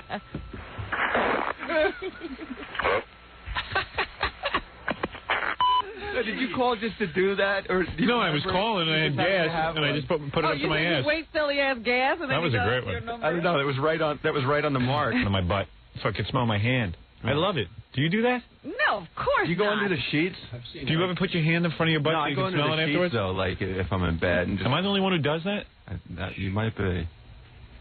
You don't do that, Billy? Sure I do. Oh, you do You that? put your hand back there. Yeah, I put my hand over my butt. You fan it up. Yeah. No, I don't fan it up. I just leave it there, and then it soaks in all the smell. Cup it? You Cup it, yeah. and pull it? Yeah. Oh. I love it. I can't get enough of it. Oh. I'm telling you, if I blasted you in the face, you would love it. Mine smells so good. I'm telling you, I have to smell mine. It's so much fun. Yeah, like this morning. Cool. I had a lot of broccoli last night. What, did you fart on Ralph this morning? Yeah, so what? He's a dog. That's what turned Thank your you. tooth colors. Thank you, master. You have any trouble with your wife with your farts? My Oh, first yeah. almost ended my marriage. Yeah, my wife hates it. She goes, She light matches and leaves the room. And But my wife always knows that she blames it on the baby. She goes, uh-oh, I think the baby made a duty. And I go, It's you? I go, don't check the diaper, it's me. Check your She goes, diaper. oh, what's wrong with you? Oh, what's wrong with you? And I'm like, what do you mean what's wrong with me? And then my wife now monitors my every bowel movement. It's like unbelievable. What, did you have to see? We got into a huge fight the other night. Well, it was the other morning. We were getting ready to go out. Uh-huh. One of those rare occasions where I was leaving the house with her. So she goes, I have to, the whole morning she doesn't take a shower. She knows I got to take a shower. So it's all right. I said, why don't you go up and take a shower? I said, I have to go to the bathroom. So with that, she goes to the shower. I go in, and she goes, oh, you're going to make a duty? I said, Allison, why do you have to, obviously, if I'm going in the bathroom and do my business, you're going in the shower. What do you care? Oh, I didn't know you were going to make a duty. I said, Allison, there's a door separating us. I said, why is my every movement monitored by you? Just get in the damn shower. Did she say duty? Yeah, or like, oh, you're going to make it number 2. So then, yeah, she's demure. So then I finish up, right, and I'm getting ready to go in the shower, and she just comes out of the shower. She opens up the bathroom door, because we have like a little door to our toilet. Right. She opens up the door because she has to pee. And now she's opening up the door. And all of a sudden, she knew I was in there. She goes, you went to the bathroom in here. I said, you know I just went to the bathroom in there, so it smells. It's not like you smell any better. What are you doing? Why do you have to comment on everything? She goes, what's the matter? I can't talk to you anymore? I go, talk to me. You're monitoring my every movement. You're evaluating. Yeah, I mean, you're evaluating the smell. Oh, my God. I got to go to the bathroom. I'm getting graded here. Yeah, I mean, you knew I was in there. Keep the door closed. Go downstairs and go to the bathroom if the smell bothers you. I know it smells in there, but what am I supposed to do? I'm a human being. I have to go to the bathroom. Where am I supposed to go? On the floor? Outside? In a box. You get your wife chronicling, and you get the machine 345. Yeah. You get all kinds of monitors. Everyone's chronicling my every movement. Your gas. My scribe. But it's just like, I had to go to the bathroom. I have to go. You have enough bathrooms in the house. You could have used another one. She could have gone downstairs. Yeah. But no, and she knew I just got in there because we had an argument 5 minutes earlier that I was going to go make a duty. But why did you have to go at the time she was taking a shower? See, it all is very... I had to go. I had to go to the bathroom. And I was going in there, and she waited all morning to take a shower. Now it was time for me to do my ablutions. You two need separate bathrooms. Oh, don't I wish. Separate houses. You don't... There's only one bathroom I like. I like to go to my upstairs bathroom. I'm sure she does, too. Yeah, so fine. I don't begrudge her. If I'm in the shower Do you comment on her? No. I mean, first of all, if she had to go to the bathroom, I don't want to know about it. But if you do you make a comment? I might. Only if it's a real corker. Right. I got to take a break. I don't want to talk about it. But it was like this huge argument, and I just said, Allison, this is unbelievable. I just went to the bathroom there, so why do you have to... I don't mind that you open the door. Then go in there and accept your punishment. I said, but if you're going to open the door to the bathroom after I've dooted, then don't complain about it. I just went in there, and there's 20 other bathrooms in the house. Go to the bathroom there. She likes to torture herself. Yeah, great. We're going to... Ralph, get out of here. Who needs you? All right, we're... Sorry. I wanted to talk about farts. Friday, 10:22 p.m. Hey, there's the puppet. This is Daisy Fuentes, puppet. Hello? Hello, this is Daisy Fuentes, puppet. Hello? Hold it. I'll make a funny noise now. See if you can tell what it is. Did you hear that? Well, listen again. Did you hear that? That one sounded like okay. Monday, 6:45 p.m. Your true voice. The soon-to-be-retired Howard Stern. Right on. 11 months. 11 months I go into my disappearing act. You're going into seclusion? Going into seclusion. That'll be interesting, the secluded Howard Stern. Yes. I will be in full-time seclusion. Running from photographers. That's right. I will be like Greta Garbo. When I leave the radio, I will be like Greta Garbo. I will not want to be disturbed. I want to be alone. Yeah, and I will hide, and you will never even see a picture of me. I will be wrapped up in scarves. And big glasses. That's right. My full-time job will be farting into Ralph's answering machine. That'll be my full-time occupation. Is there money in that? I got to tell you, I am so glad I didn't do this Leno show this week, and then I'm going to take the phone calls. But I'm so glad I didn't do it because I knew I was smart for myself. Letterman called me, wanted me to do this week because Leno was coming to town. Leno wanted me to do his show because, I'm coming to New York, and who else is Mr. New York? And I'm looking in the Daily News. They're doing Dave wins round one. Every time, in other words... It's a play-by-play. Yeah, Jay and Dave are competing, and the Daily News is evaluating who won last night based on who the guests were, who the surprise guests were, who had the best laugh. And I'm like, I need this. I need to go on Jay's show and sit there and be evaluated like this? Mm-hmm. Who needs it? Life's too short. What do I need this for? And then I got Letterman pissed off at me. And then I got Leno pissed off at me, and I get, it's just like, who needs it? Who in their right mind wants to be involved in any of this? I'm retiring from late-night programs. They're both of them calling me nonstop. I can see why Leno wanted me. Because Letterman had on Arnold Schwarzenegger, Gabriella Sabatini, and Tom Petty. And who did Leno have? Jackie Joe Man. No, I don't know who he had. They don't say. Let me see. Who did he have? They don't tell you. If you're going to do a comparison, why don't they tell you? I would like to know who the other people were. They don't tell you. They only tell you who the losers were. Right. Howard. What? You had Bill Cosby on. Boring as Bill Cosby is the worst talk show guest. I'll never understand how Johnny Carson used to have Bill Cosby on. Whenever Bill Cosby would come on, he is such a bore. He is so self-absorbed. Not only would he let him come on the show a lot, sometimes Cosby would be the guest host. And do those long, boring monologues about his family. Oh, if Cosby doesn't have the most boring monologue. It was horrible. Oh, he's awful. It was painful. I guarantee you that Letterman won by at least 3 full points. When you put Bill Cosby on a talk show, you can be sure you will not get ratings. And you know what was weird? I know people like that sitcom he did, but when he's and a guest... like those Jell-O commercials. Yeah, well, God bless you. It was weird. He didn't sit next to Jay either. They had an empty chair, then Bill. There was a whole chat between them. Well, I'm sure that was Bill's shtick. You know, he had some shtick going that he dragged on way too long. But he was the whole show. He was on for like for half an hour. Oh, good luck. Jay really needed you. You're not kidding. No wonder Jay's upset. That's why he was calling every day. He only had Bill Cosby. For a half hour. Maybe he left that seat for you, in case you showed up. Yeah, that's it. Like Elianuvi, the great Italian saint. What? Oh, yes. No, the Italian great festival. There's a festival where Elianuvi comes and visits. Oh. You leave a glass for him at the table. Yes. And he comes and he visits the house. Okay. All right? And he's a great Italian saint. Well, that's your religious tradition. All right, you understand? The bell went off. There you go. There you go. Very good. All right. So that's I'm glad I didn't do it. I got a slow audience here. All right, very good. I laugh at your jokes, you bastard. All right, very good. Okay. Here we are.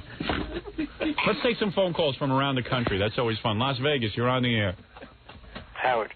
Yes. Good morning, King of all media. Ah, thank you. I'll tell you, I was wondering if you were still hiring for somebody to get your lunch. No. No. No. And let me tell you, last week with Pete Rose was hilarious. Thank you. My thighs are still killing me. Thank you very much. Howard, I love you. Oh, thank you. You have a good day, pal. All right, thank you, pal. That's my pal. Gonna go to Philadelphia. Haven't been there in a while. Philadelphia, you're on the air. Hey, Howard. Hey, man. How you doing, man? I heard there's a clip about the Power of Howard on Channel 10 coming up, and I don't know when it's going to be. I don't understand what you're saying, but it sounds like a complimentary phone call. Oh, yeah, it's about the power you have over the governor's race in New York. Pataki is governor, but you got him in. Well, that's true. Oh, yeah, definitely. It is definitely true. Listen, I've seen some people say, oh, Howard Stern claims to have gotten Pataki. I don't, listen. It's a known fact. The guy was down 20 points in the polls. We came on like gangbusters and really campaigned for the guy, and he came right back up. Oh, yeah. Because our audience votes as a block, pretty much. Well, you should have still been a write-in, though. All right. Well, thank you for the call. Thanks, Howard. Very good. Bye. Well, it's funny you should say write-in because someone handed me this. In Florida, they had a governor's race. Yeah.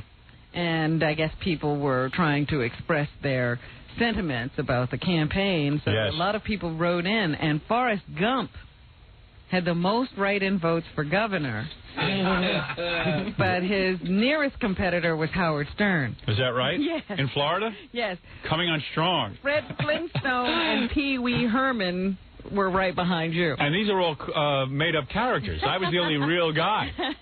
So I'm very proud of that. Well, all of them are smarter than Bush. I was thinking. I'm always thinking. That's what gets us into trouble. I was thinking for my next video. Yes. You were thinking of a next video? Yeah. Well, that's news. I haven't released a video in a long time. Right, but I thought you were working on a movie. Well, I am, but while I'm waiting for them to come up with a script, I'm bored. Yes. If I'm not writing books, I'm thinking. Ready? Okay.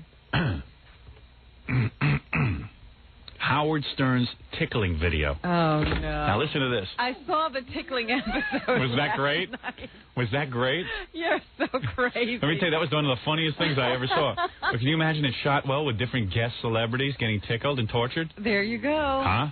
Is it brilliant? Big seller. Big seller? You don't think so, huh? Among the tickling community. Yeah, but come on. I've been thinking about it. Are there a lot of people out there who would like that? I don't know. And then I was thinking maybe like you get a half hour of puppets, dirty puppet show, half hour tickling. Oh, dear. And then maybe we throw in a couple of sketches and stuff. Tickling in 3D. I'm thinking about it. Thinking the about feet come out at you? Yeah. You can tickle them yourself? Yeah, you get to tickle the feet yourself. Celebrity enema. Pamela Anderson, something like that. Yeah. All right, Pamela. How are you, honey? I'm good. Oh. All right, clean yourself out. Okay, Howie. Oh. And then Jackie will have his own segment where he tells insulting jokes face-to-face to the celebrities. It's like we send Jackie out on different things. Yeah, just follow him with a camera while he goes to parties and ruins and empties the room. Hey, speaking of it, hey, Patty! Hey, Patty! Alzheimer's, the long goodbye! oh, did you ever see anybody go like that? It's really funny. They look in the mirror and they have to introduce themselves. Jackie. Reagan's okay so far. Every morning he takes a dump at 8 o'clock. Although he doesn't wake up till 9. Hey. There you go. Right to Patty Davis's face. We'll do that on tape. And we'll send him to North Carolina to talk to the father of the 2 dead boys. Oh. Imagine Jackie talking to that guy after his wife drives him into the river. Did they have any loot? He'll be the, you got any loot? Hey, those kids have a trust fund? You know, it'll be like insulting stuff to Jackie, because he'll be like the insulting Sally Jesse Raphael. Sally's the sensitive one, and Jackie's the insulting one. Jackie goes to the funeral to be insensitive. Right. Hey, mister, you want to buy a car seat and a snorkel? Hey, having a garage sale? I need toys for Christmas. For my nieces. Let me comfort you. Yeah. I can identify with your pain. I lost a couple of dogs once. Let's go be sad together. Drinking beer.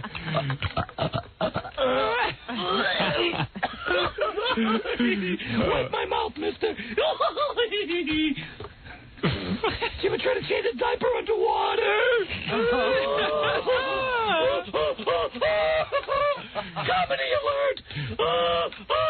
Jackie in South Carolina consoling the family of the Smiths. Yeah, the Smith family. Right. Let's all get together and drown Sally Jesse.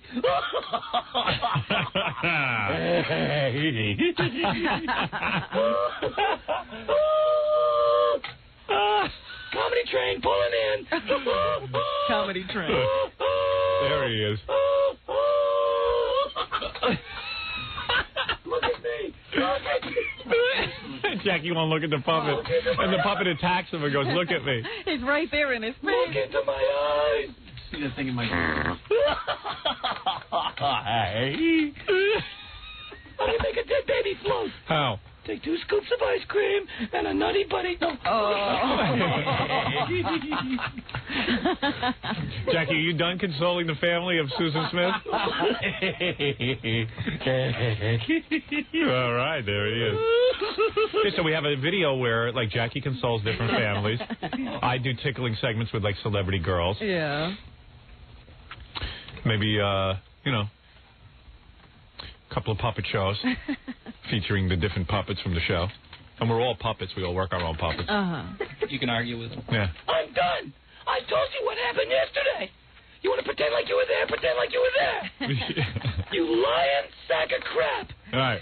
I'm going back to the strip clubs. Notice when I argue with Jackie, I never gets personal. I never call him a lying sack of crap or anything like that. But yeah, I just like people to say. There's no way to keep you jerks from talking about it, so pretend you were there. Yeah, we're jerk. He calls you a jerk. I'm an idiot. Keep kissing his ass. That's the way he argues. Yeah. Kiss up good. Yeah, suck up to him, Fred. Suck up, Fred.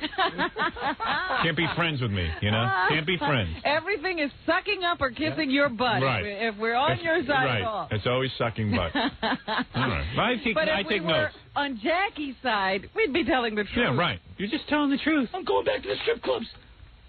11 more months. Yeah, you good. jerks. I don't need you. I don't give a flying frig what happens. I'll be on the road. Read my lips. I'm done. Yeah, I was wasted, yeah. You got to be prepared. Yeah, I was wasted. Wasted! Caught me by surprise. All right. Hey, what should I do, Stuttering John? Yeah, because I have that thing now. Oh, good. All right. What's this? Well, Stuttering John went out to interview Elle McPherson yesterday. Uh-oh. He's getting all the supermodels. And it was another case of John yelling out questions and being 2 inches away from her, and she refused to answer. Oh, no. You know that first question, you and I discussed? Yeah. I don't even know if you remember, but it's so funny. So John repeats it like 3 times. Yeah. It's really good. You want to do that here? Or you want to take a break? I'll take a break real fast. What is this, Stuttering John? There was more paparazzi then than Elizabeth Clinton was there. Really? Yeah. Well, she's gorgeous. Did you didn't go to her little workshop, did you? No. I tell you something. We were having an argument the other day. I said I could live happily with Elle Macpherson. I don't care how stupid she is. Because Fred goes, well, she is supposedly the stupidest supermodel. That's what I've heard. I never said, met her, who cares? And what is it? Christy Brinkley is mad at Elle Macpherson? Supposedly. For? Fred knows everything about supermodels. Apparently, Elle Macpherson... No one else knows this. Elle Macpherson dated Billy Joel before Christy got to her. Right. Yeah. And for some reason, Christy resents her. Wow. It's real well now. Fred knows everything about supermodels. He spends the rest of his day tracking supermodels. If Fred says it, it's a modeling fact. Do you think that on Fred's wall there's like a big chart that looks like a stock chart where he actually tracks the model? No need to put that on the wall. There's a big chart in his head. It's all up here. Big giant chart. I mean, and he has just really strong reactions. The one time I mentioned, I finally got to know the name of the Calvin Klein model, Kate Moss. Yeah. Howard went off. Fred went off. Oh, I mean, Fred went off. Yeah, he was just nuts. He hates her. And she's gone this year, isn't she? She's been demoted from the main line from Calvin Klein to the sub line. Though, Fred. Why do you hate Kate Moss, Fred? I don't even know anything about this controversy. She's Why do you? Wave. She's a waif. I don't like that waif. And she shows her breast. Fred thought that was wrong. Did I say that? Yeah, you were screaming at me because I think that's why she gets work, because she's willing to do that. I didn't hate her for that. That's why she gets work. I said, how could Fred be angry at a breast? Did you ever see her, Howard? Kate Moss? Yeah, she's gorgeous. Gorgeous. I know. He's angry. She's a stick. She's got a beautiful ass. It's like a little boy, man. I bet your ass is just as beautiful, Fred. There you go. I'm jealous. Maybe that's why. With me. Fred, do you have a hairless ass like Kate Moss? Actually, I think she's got more hair on her ass than I do. All right, let's take a break. We'll hear Stuttering John with Elle Macpherson, supermodel. And then I'll tell you some other funny stuff, some real funny stuff. Stay tuned. All right. It's the Howard Stern Show. There is Howard. Stuttering John's music. The music of Stuttering John.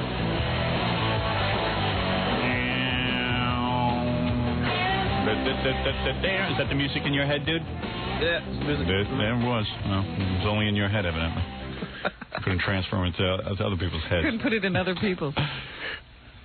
You pretty much done with that album? You going to work on a second one?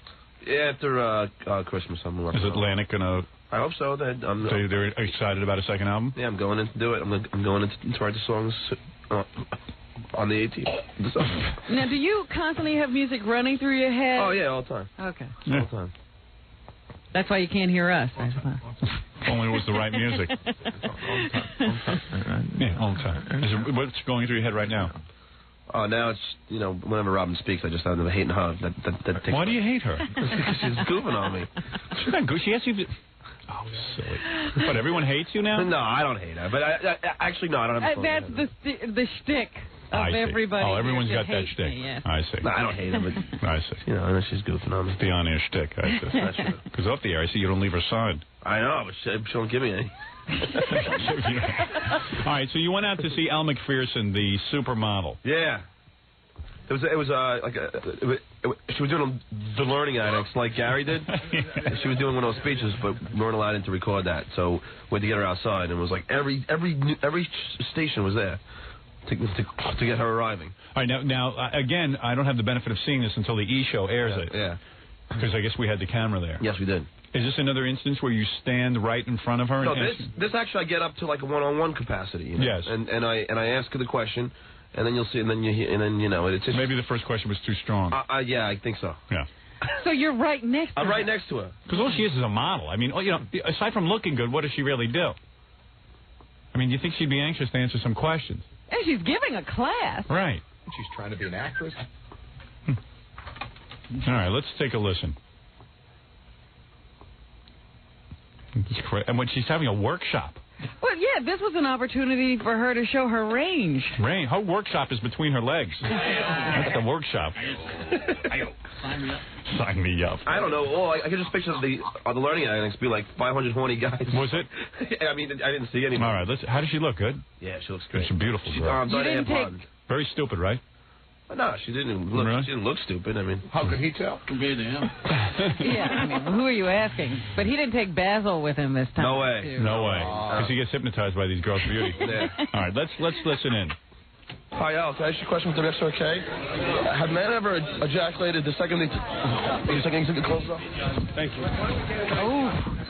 What's going on here? Guy slapped me right in the face. You're kidding. Yeah, the guy right next to her came and slapped me in the face and grabbed my mouth. How could he do this? So, and they didn't even know who I was. It wasn't even like it was, you know. Then after he smacked you, so you have it on film? Yeah. You could sue the guy. I know. You can't do that. It's just because he's guarding his idol, I guess. You know, it's just Sure, he's trying to prove. You know what it is? They read in the Inquirer how Roseanne marries the bodyguard. They think that Elle is going to fall in love, like they think they're Kevin Costner with Whitney Houston. Dopes. He smacks you in the face? Yeah, he goes to grab my mouth, but it's like... He's going to grab the words out of your mouth. Yeah, and, you asked a perfectly legitimate question. You're not making any threatening moves. No, not at all. He asked her... That was a strong question to start. I thought. You think it was a little too strong? Very strong. I thought it was a good question. I don't know. He didn't even get established as a reporter before he started to sound strange. It's one of those magic words. Yeah, maybe we got to tone you down. Well, it's like it's the same thing with Raquel Welch. The first question when they drew it, I knew it was going to get the worst reaction possible. I see. Right. Same with this. Well, we have a tough decision. We never know what situation John's going to be in. So if he's only going to get one question off, you figure you ask the most interesting one. If you had known that she was going to stop and answer a few questions, we would have built up a little. Of course. But I would have taken liberty to do that. But you know what? There was so much paparazzi, and she was trying to rush downstairs that I would only had time for one anyway. You know what's interesting about this whole thing? How is it that you can say the word paparazzi? All right, thank you. Put your clothes off. Excuse me. Get back. It's not going to work.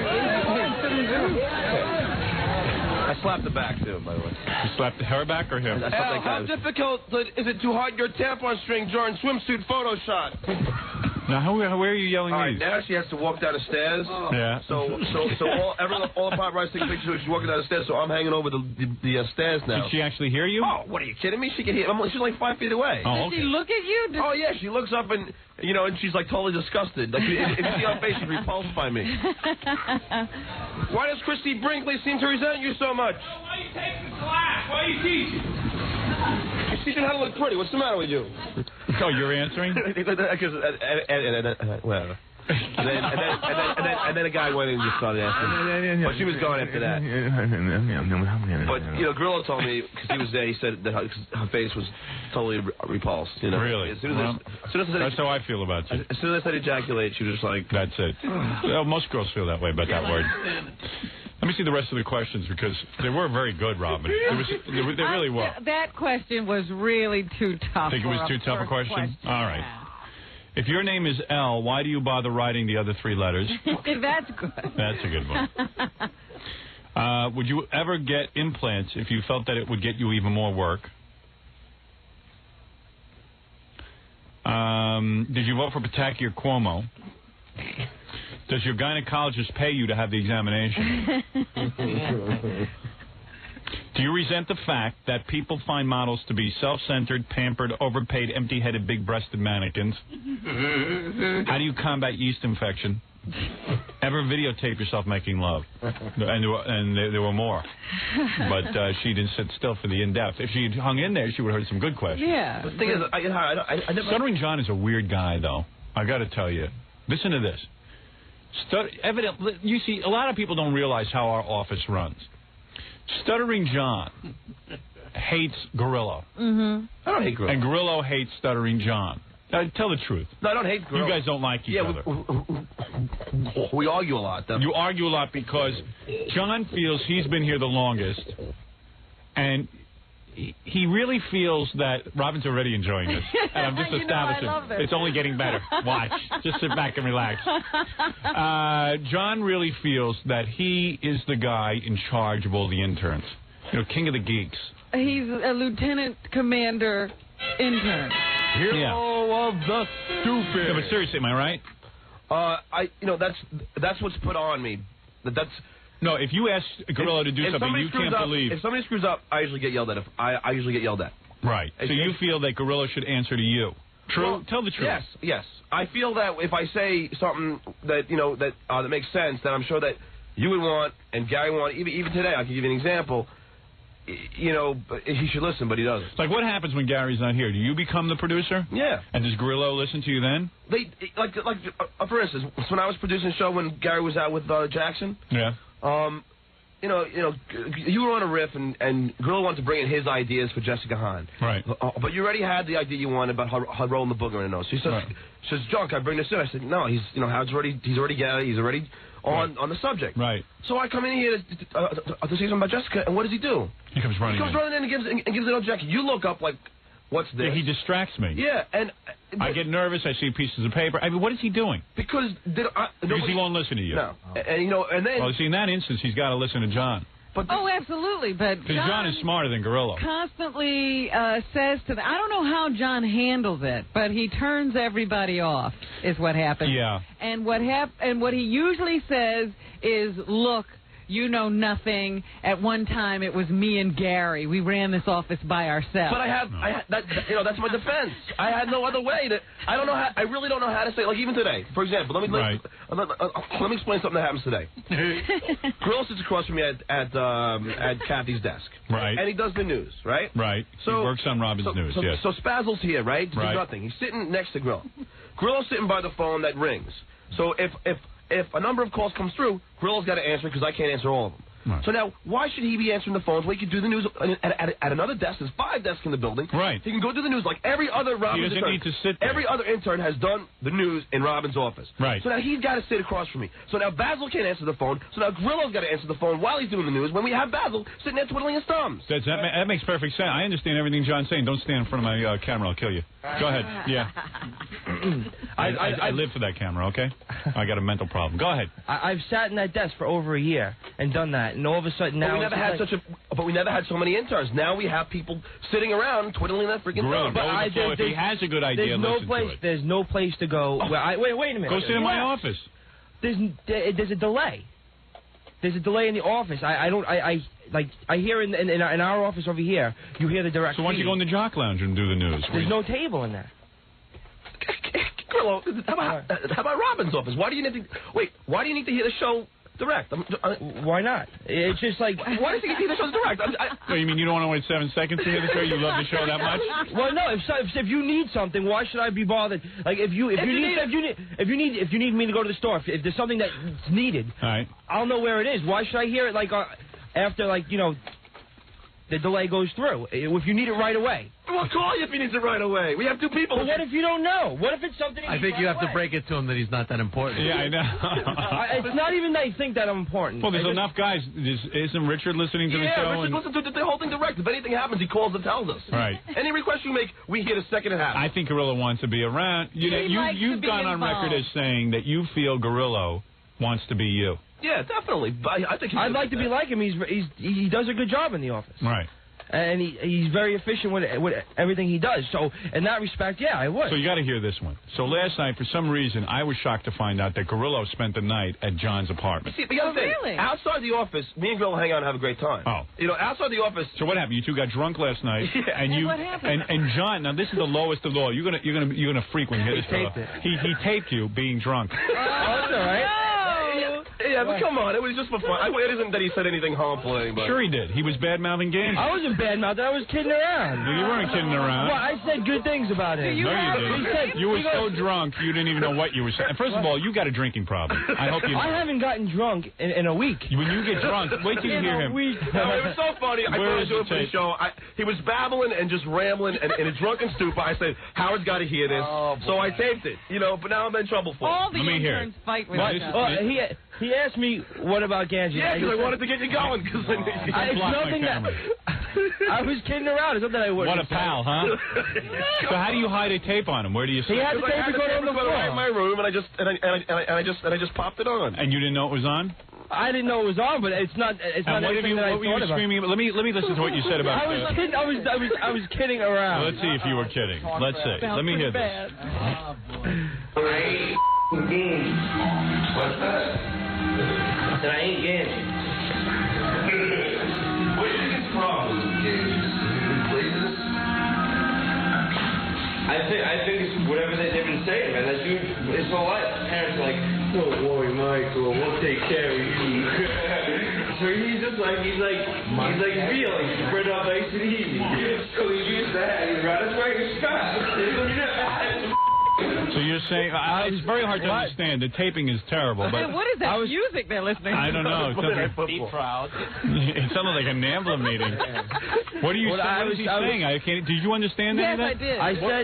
I said that. He goes, "What do you think?" I said, "You know, you guys always say your dad took care of you. You know, you had it easy." So that's what I said. So the rap on Ganji is that he's lazy because his dad takes care of him, and he's raised like veal.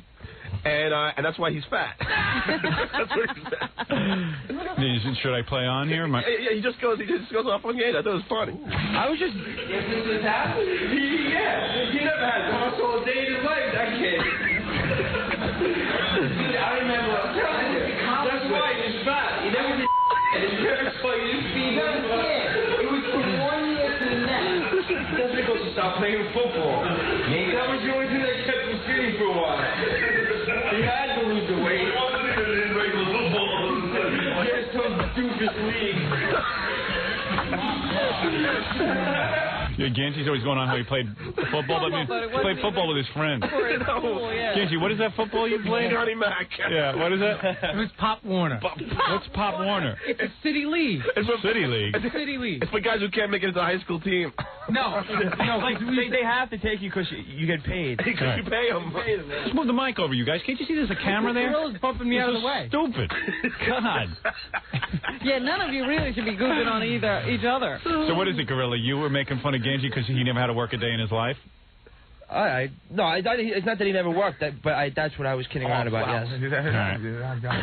Wait, what about, did you take any of the good stuff that I said? About Ganji? Yeah. There wasn't any good stuff. Yeah, there was. Once I said he deserved the job that he has right now, and that I think he's doing a pretty good job. What, holding up a camera? Well, but I said he deserved it. He tried to get me to say, "Do you think you could do Ganji's job?" I said, I said Ganji deserved his job.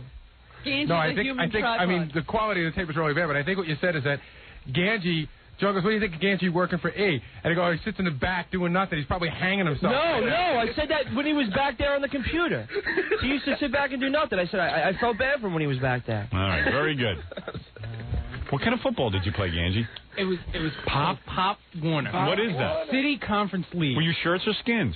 What is that? I was fat, so I was never skins. I see. Did you wear a helmet and stuff? Yes, absolutely. Full contact, full pads. But they say he paid to play. Did you pay to play? No. What? Wait. No, I don't remember. What do you mean you have to pay to play in that league? You know what? I really don't remember. No, seriously, I don't remember. Because he told me he was playing football today. He's a pretty tough guy. You had to pay. It's not a school. You definitely paid. There's no doubt about it. So what do? You tape Gorilla and he gets drunk and he makes fun of Ganji? Well, look, he was so drunk and he was babbling that I just thought it would be funny because he was just like, he's nonstop. I was laughing. He's like doing like a monologue. All right. Well, this is what goes on back there. I think you'd like this. I like to know that my friends are badmouthing me behind my back. Well, now you know it. There's evidence. You said you're fat and a veal. What do you mean you didn't badmouth him? I'm sure you did. I don't think. I was just, for one, I like him. He's a friend, and I didn't say anything bad about his person, but I just said that he had. I said that he had it. You know, he had it pretty in college. easy. He's in college. I didn't say I'm anything also bad about nervous. his person. Gorilla's in college and he can't even get out a sentence. It's this is the pathetic. easiest room to talk in. Oh, come on. Yeah. I've heard you talk outside this room. It isn't much different. That's a little better. What's a bit of tape? Poor America. We're going to leave it in their hands. It's very sad. All right, very good, boys. Go back there and see who's going to answer the phone at what desk. Very nice. Continue the infighting. Yeah, continue the infighting. We're going to be back right after these words with more. And we're going to get to some of your phone calls. That's what we got to do next, right after these words. It's the Howard Stern Show. I love that. Jackie New Ray Joke Page Martling to order Jackie's 78-minute CD or cassette. It's $10 plus $3 shipping and handling. There's a holiday special as well. Buy two, get one free. Call 1-800-323-KING. And tomorrow night, the wildest night of the year at Rascals Comedy Club as Jackie and Jake Thomas. Jake Thomas on keyboards. For jokes and info, call 516-922-WINE. Remember, 516-922-WINE is not a pay service. That's tomorrow night. Begin your Thanksgiving with Jackie at Rascals.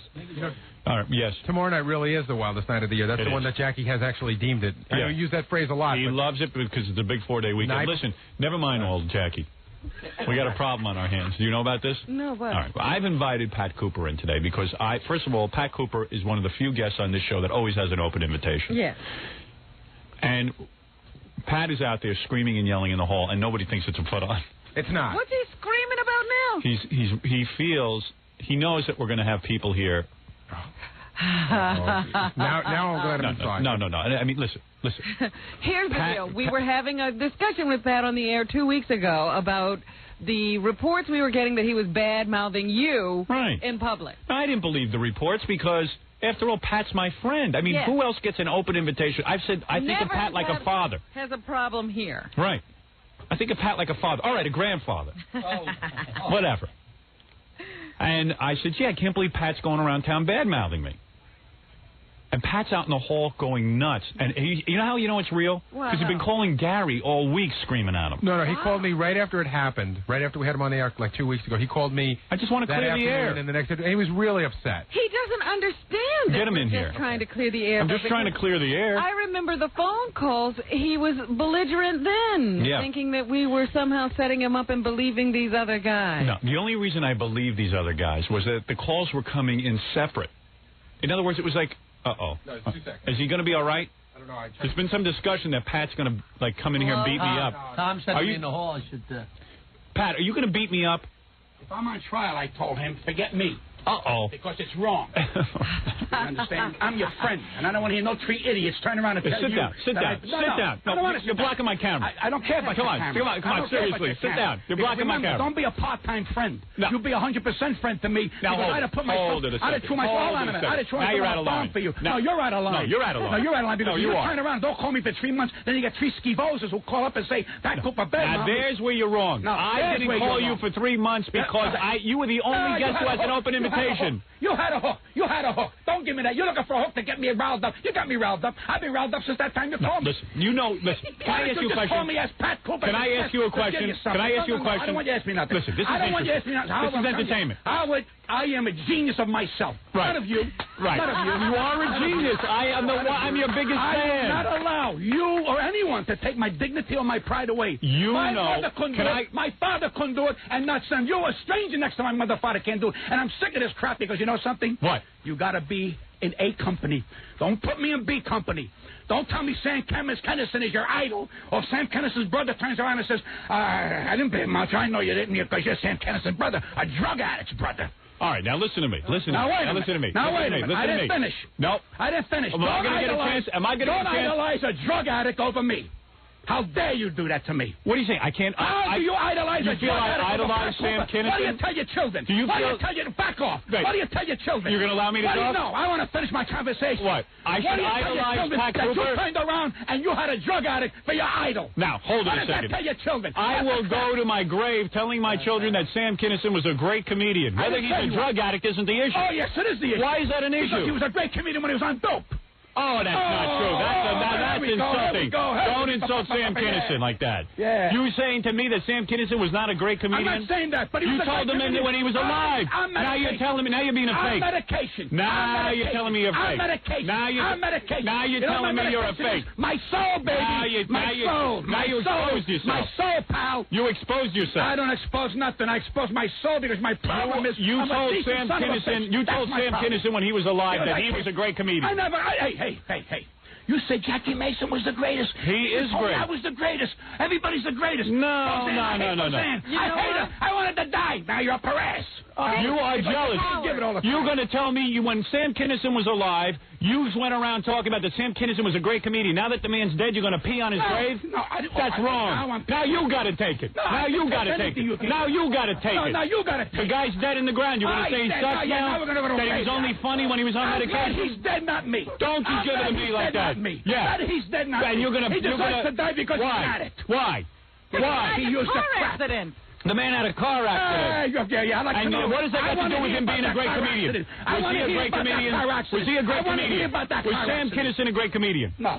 No? You're always going to say that now? That's your opinion. After you told him when he was alive he was a great comedian? I never met him. Oh, what happened, Big Mouth? I don't believe it. What about you? Where's your Big Mouth? I never met him. And what's all of this? I never met him. After I show you respect, I tell you what a great comedian you are. I give you open invitation in the show. Mason. Look at the jealousy. Look at the jealousy. The jealousy. He went back and read the book. He went back and read the book. Howard, can I say something to Pat? Oh, can I say boy, something to Pat? I don't believe this, what I'm hearing. How many people... excuse me. I don't believe this, what I'm hearing. The nerve. The nerve. Defend my dignity? Now, listen, let me ask you a question. Hold on a minute. Hold it a second. Who I'm are talking you to now. tell me I can't defend my dignity? I can't Who believe are you to tell me I can't believe defend this. myself? I can't believe what I'm hearing. crowd, baby. No more now. I'm a crowd. Who said you're not? You gotta call me. Well, I'm a there's contributor. No. I'm a contributor. Meanwhile, he tells Leno, I don't want you to be busting my bananas. What? You're busting my balls, Leno. Listen to this. I can't do a week, but I don't know what that I'm gonna be available. I don't want to do Leno. I don't want to do the Leno show. Because he's an A crowd. He tells Leno I have to go on first. He tells Letterman I go on first, so I don't what's go wrong on. with that? Oh, I see. Well, but if I do it, I'm a dog. I'm a dog if I defend my dignity. I'm a dog if I defend my life. Robin, what is he talking? Is he making sense? Don't bring your Sit lawyer. down and let's say Robin. Don't bring your lawyer. You're talking to Robin, aren't you? You're looking at her. Where are you going? Where are you going? Oh, hey, dear. Pat. I'm not Pat. Get into this, Pat. He left. Dear. Pat left. Oh, dear. Oh, He's a dear. genius. Oh, dear. He's the best. I just hope that wasn't his last appearance. It could be. We could have lost him. Because I heard what he was saying. What he did was he went back to the book and got himself all riled Worked up. with everything you were Let me saying. tell you what's going on with Pat. No, wait a minute. Because there are a couple of points he made there that were so garbled, Yes. nobody would understand what he was saying. Yes. He wasn't really talking about Sam Kinison. Right. What he said was you said Sam Kinison was great and you forgave his brother when you heard he was bad-mouthing you because it was Sam Kinison's brother, but you don't give Let me tell you what's going on. Pat, this is what happened with his family. Yes. You can't do enough. I sat with Pat time and time again. Well, I didn't hear him on a lot of radio shows. I would have Pat on the... He left? He's gone. What is his story? I'm telling you, he is hurt. Howard, jokes aside, I've never seen a grown man that upset. In every way. Let me tell you something. Let me tell you something. It really is about these e-cameras and not being cold. That's what he said. I'm an A person. If you say all this stuff about yourself because you're an A person, don't treat me like a B person and say, oh, you come in whenever you want me. Call me and tell me you want me. Well, forget it. You don't call me for 3 months. There is nothing you can... I don't call anybody. I know that. And but Pat is on a loop there. Pat's on a loop. I can't think of anybody who has been kinder and more impressed with the talents of Pat Cooper than me. Before any of those other shows were calling Pat, he had an open door here. Excuse me, let me talk now. I cannot get on the air day in and day out and kiss Pat Cooper's ass. Whenever he is here, I've called him a million great things. I've only been impressed by the talents of Pat Cooper. There is nobody more impressed with Pat Cooper. You ask my parents after Pat Cooper's on, we sit there and we discuss everything Pat Cooper said and did. I cannot think of anybody in this business. Listen, I'm hot as a pistol right now, and I always pay homage to the great Pat Cooper. I sit here day in and day out. I don't listen every day. I don't bring up Pat Cooper, but when he is here and he wants to come do my show, I tell Gary, you tell Pat he has an open invitation. If he's doing a club, if he's doing anything, express to him that I would like him to come on this program. We've never said no to him. I can't imagine. And there are people who are regulars on the show that I say no to. I tell you, you know what? You've been on too much lately. Why don't you take a rest for a while because the audience will get sick of you. Give it a break. And I have, from time and time again, since the beginning of this show, Robin, you know it as long as you've been working with me, I have only, with one guest, said, Pat, come in any time that you want. But now he's upset about that because he feels he has to have something to plug before I he can never come on. thought in my life I would be subject to the antagonism that I just saw because I said to a guy, please come on whenever you want. That shows to me that the man does not have logic. Howard, can I just point something out? There is no logic. Can I just point something out that I wanted to say to Pat? Pat seems to be obsessed with this. You said Jackie Mason was a genius in the book. Jackie Mason is a genius. And there's room for a lot of geniuses, but I wanted to point out, how many times has Jackie Mason been on the show? Once. How many times has Pat been on the show? 50, 75? Excuse me. And you know how many times Jackie Mason has called here since we had him on to come back on, and I've said no? Right, because you like to space things out. Pat is... Forget space out. Pat is a great guest. Pat knows how to work this radio program. I'm not silent about it.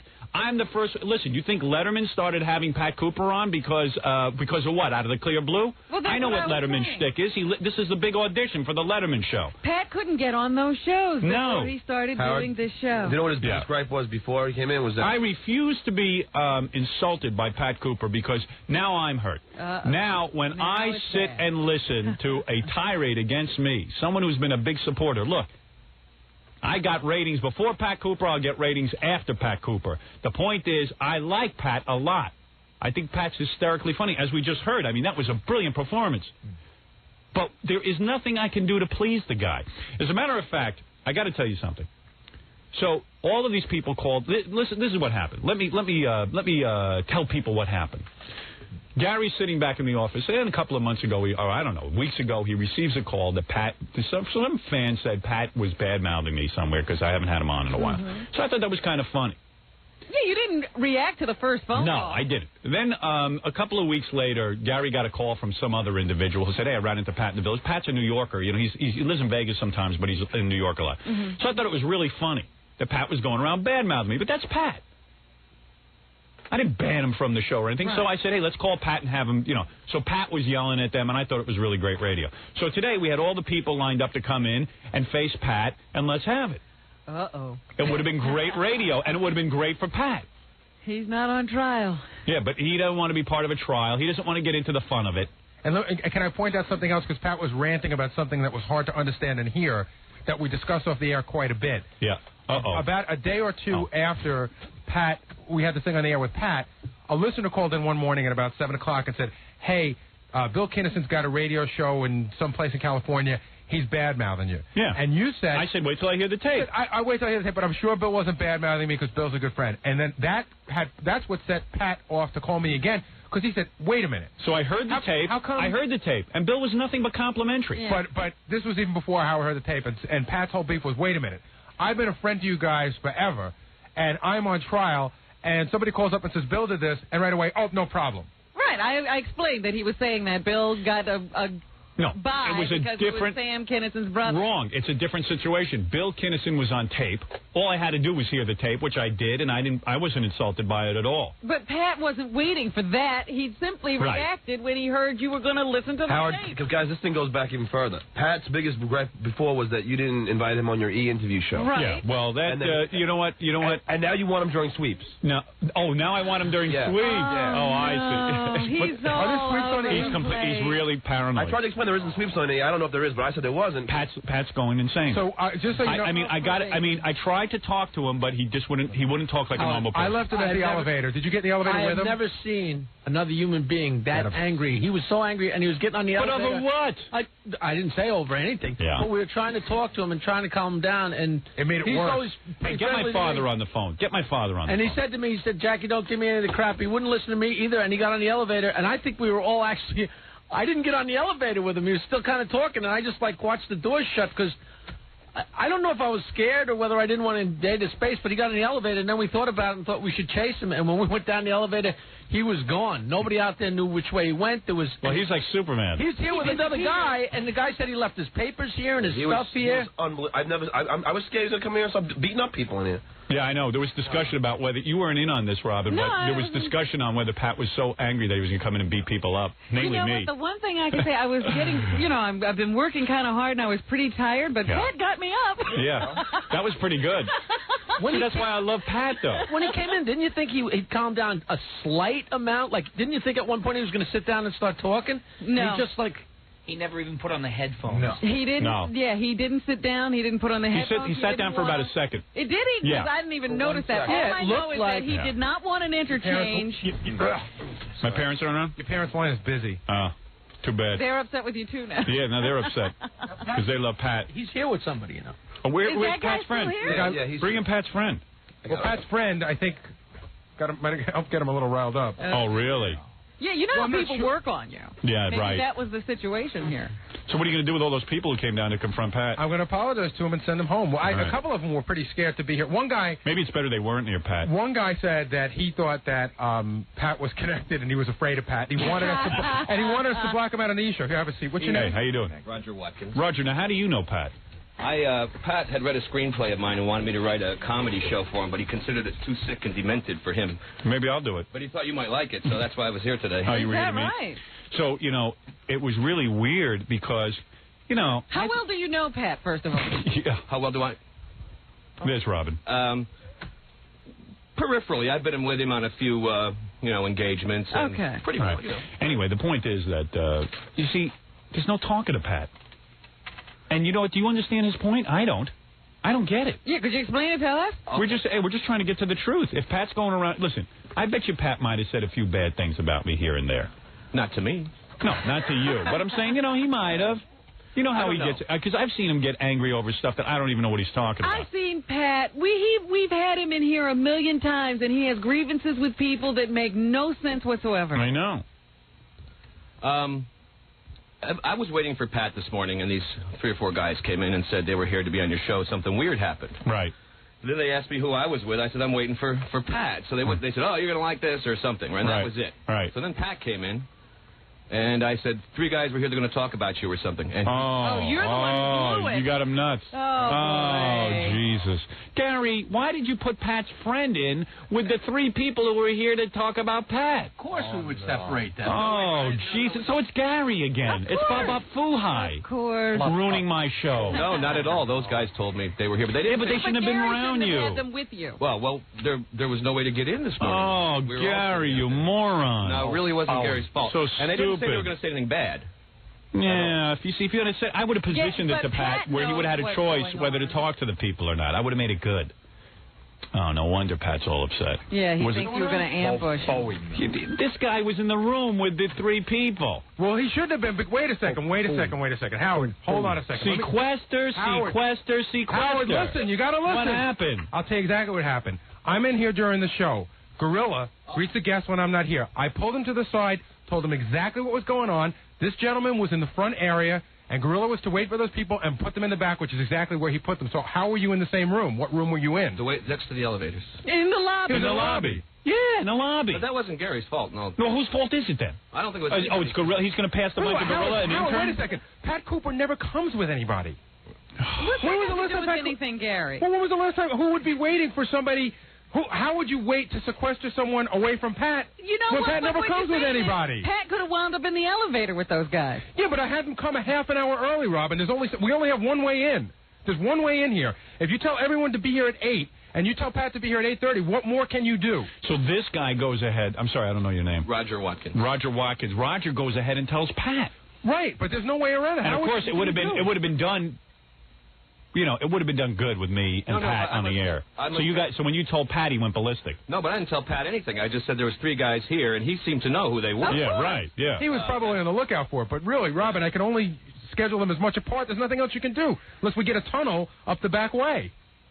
I don't know. Well, I could think of a few ways. Well, of course you can, because it's hindsight, and that's when you have your best vision. I know Pat well enough that he loses his temper. He got mad at some guy. I'm with you on this one, Gary. I think you got it right this time. We were supposed to shoot some footage in Pennsylvania. He got mad at a guy down there. He said, I'll never be back. I'll never be back. He was mad down there, too. He was right back. So I see. I don't think he means this stuff. Really. Can we call? Will Pat go straight home, or? I have no. I don't know. I suspect he might be, just walking around the street corner. All right. Well, anyway, listen, Roger. Nice to meet you. Nice to meet you, sir. And and I left the material out there with John for you. Thank you. I knew Pat. I saw what was going to happen, so I just left it with John. Next break, I'll run down there and see if he's outside the milling building. around. I think the relationship's over. I think he's given us the kiss off. No, that's not true. Believe me, I've seen him give lots of people the kiss off, and the relationship starts 24 hours later. So. And then he tells me that Sam Kinison. I don't even know what he was talking about. I tell you what. How can you insult the great Sam Kinison like that? He has had. Well, we've had that discussion with him before. He was very upset with Sam Kinison the time he missed the Joan Rivers show. Right. Because he was drunk or whatever. And what was this? I won't do Jay Leno? So then he's pissed off about that? That's right, because you have this attitude about yourself. Don't you treat him like a B person. I don't know what he's talking about. You treat him like an A person. Excuse me. Didn't I treat him like an A person? Did I say to him, anytime you want to come on... Excuse me. Always treated him Roger, like an you're in A show person. business. Or you're trying to get in. Peripherally. I was. What are you, If I said to you... Let me ask you, what do you do, Roger? I write and direct films. I've done a few. Oh, yeah? Perhaps you've seen them. Which ones? I guess the biggest one was called, the two biggest ones called The Fun House. These are low-budget horror films. I saw The Fun House with the evil clowns and stuff. No, that was The Fun House. Mine was Fun House. Oh, figures. Always taking those two pictures. This is a horrible film, but I made it for nothing when I was still in college. It was called Last House on Dead End Street. Oh, yeah? And then I wrote a screenplay with... What a resume. Everything he tells me you did was terrible. Go ahead, yeah. I wrote a really good screenplay for Harry Nilsson. Right. That he took upon himself to put in Variety that he wrote, which was kind of impossible since I had copyrighted it. Right. He and Terry Southern, that born collaborator. Yes. And then Harry dropped dead, so that's probably never going to be done. So you haven't gotten the breaks. Hey, but here's the point. If I said to you, yes, hey, man, anytime you want to come on this show, the door is open. You just call and come in. Anytime you want to promote something or just want to come in, just call us and we'll have you on. Would you say that's treating someone like an A guest? I would say it's treating someone like a AAA guest. Yeah, I mean, Leno and Letterman don't say that to me. Mm-hmm. Uh-oh. No one says that to me. Oh, I heard someone yelling. Yeah, what's going on? If that's Pat, you cover me. Is that him, Jackie? Oh, good. Everybody's yelling. You don't think Pat's connected, do you? To the mob, that is, Roger. Which mob? He's not going to get me or something, is he? Oh, okay. Is he going out to arrange something? Wait a minute. I tried my best with the guy. I mean, I don't know. He did give me a book on the way in, though. That was... All right. Oh. Did he really? Mafia book? Let me see that. What is that book? What is that? No, actually, I found that. It says Mafia by Fred Cook. Oh, no. He said, give this to Howard if he bothers me. Oh, I see. Wow. No, actually, I found that on the subway. Oh, okay. All right. At least Pat didn't give it to you.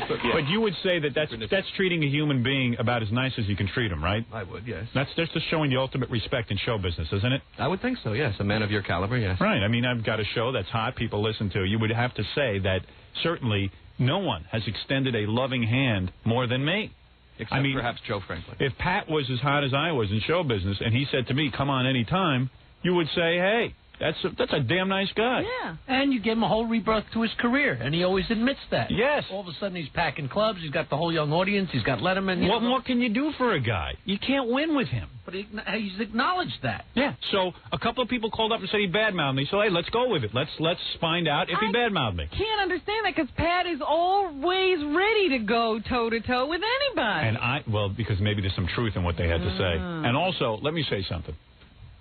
The point is, when he comes in here and he gets off the topic and then he starts to hurl some things, you see the anger that he has toward me. Yes. I never said a bad word about Pat Cooper. You heard the bad things he said about me. You heard him. There's a lot going on under there. He's feeling like you're offending. And drug, and now he's because you're going to get it. You give it out, you're going to get it. Well, see, that's not, Kennison, these are all excuses for you better treat me better. Right. You. Yeah. I'm not so impressed with you. Yep.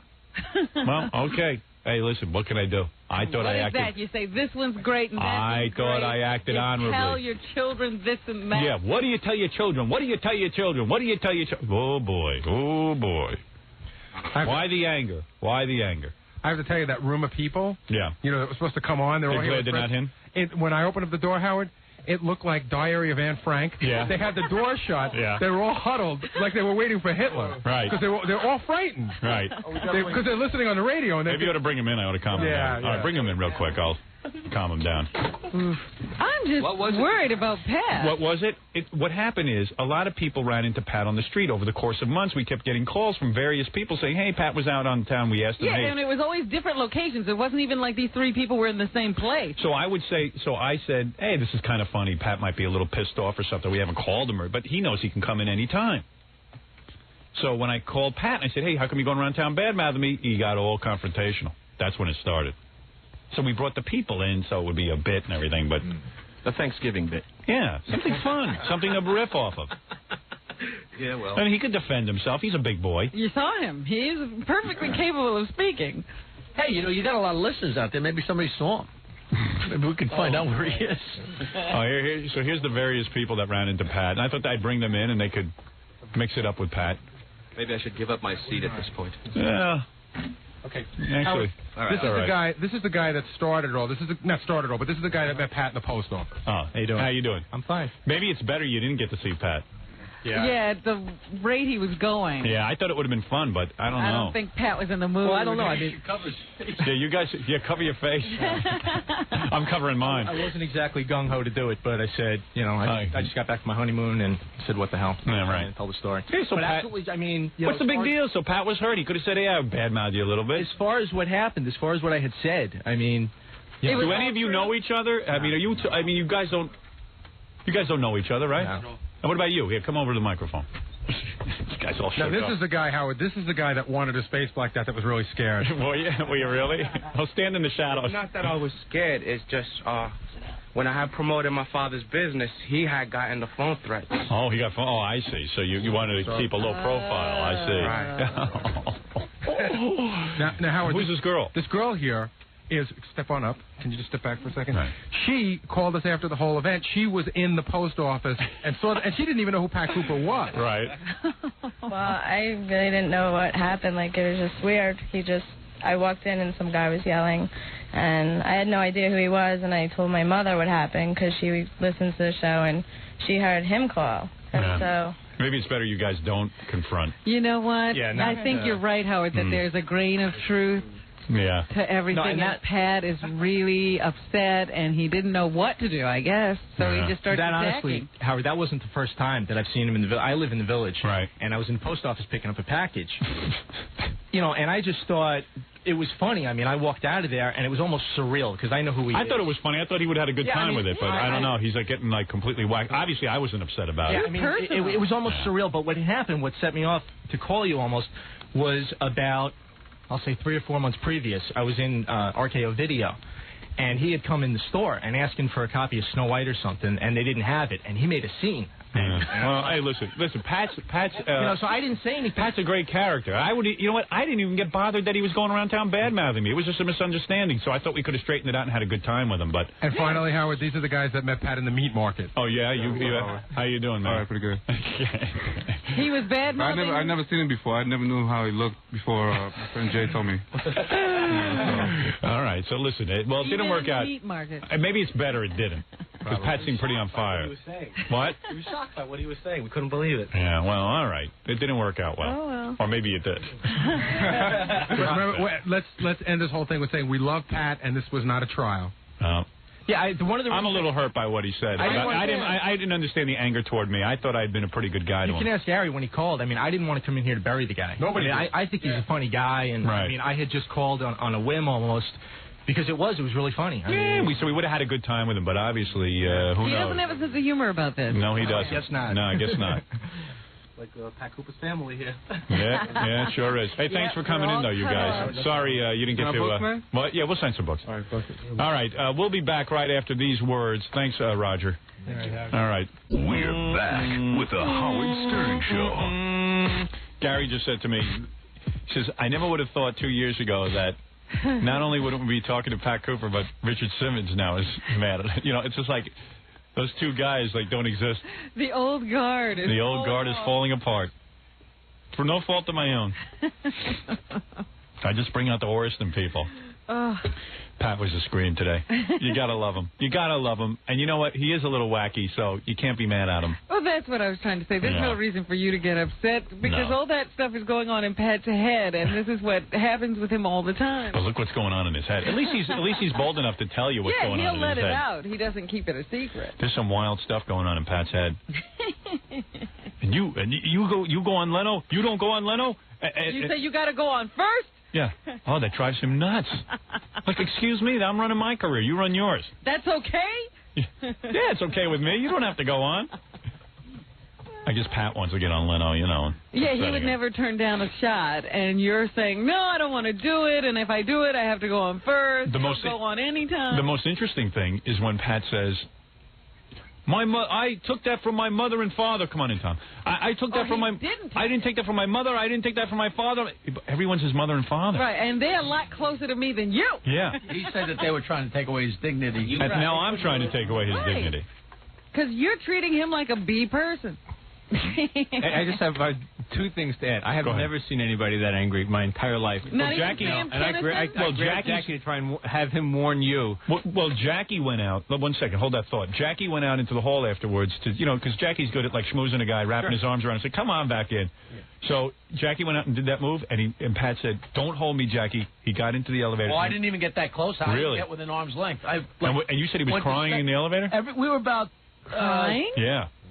3 body lengths away from him. He was close to tears in here. That's the way it sounded to me, listening. I mean, he was close to tears in here, I thought. Yeah, because no one's been better to him than me. But he seems to be mad at the people who do good for him. I think that's the self-destructive tendency he has. I don't know. I wanted to talk to him about it, but... Because why get angry at you? And you didn't ban him from the show. He's just banned himself from the show.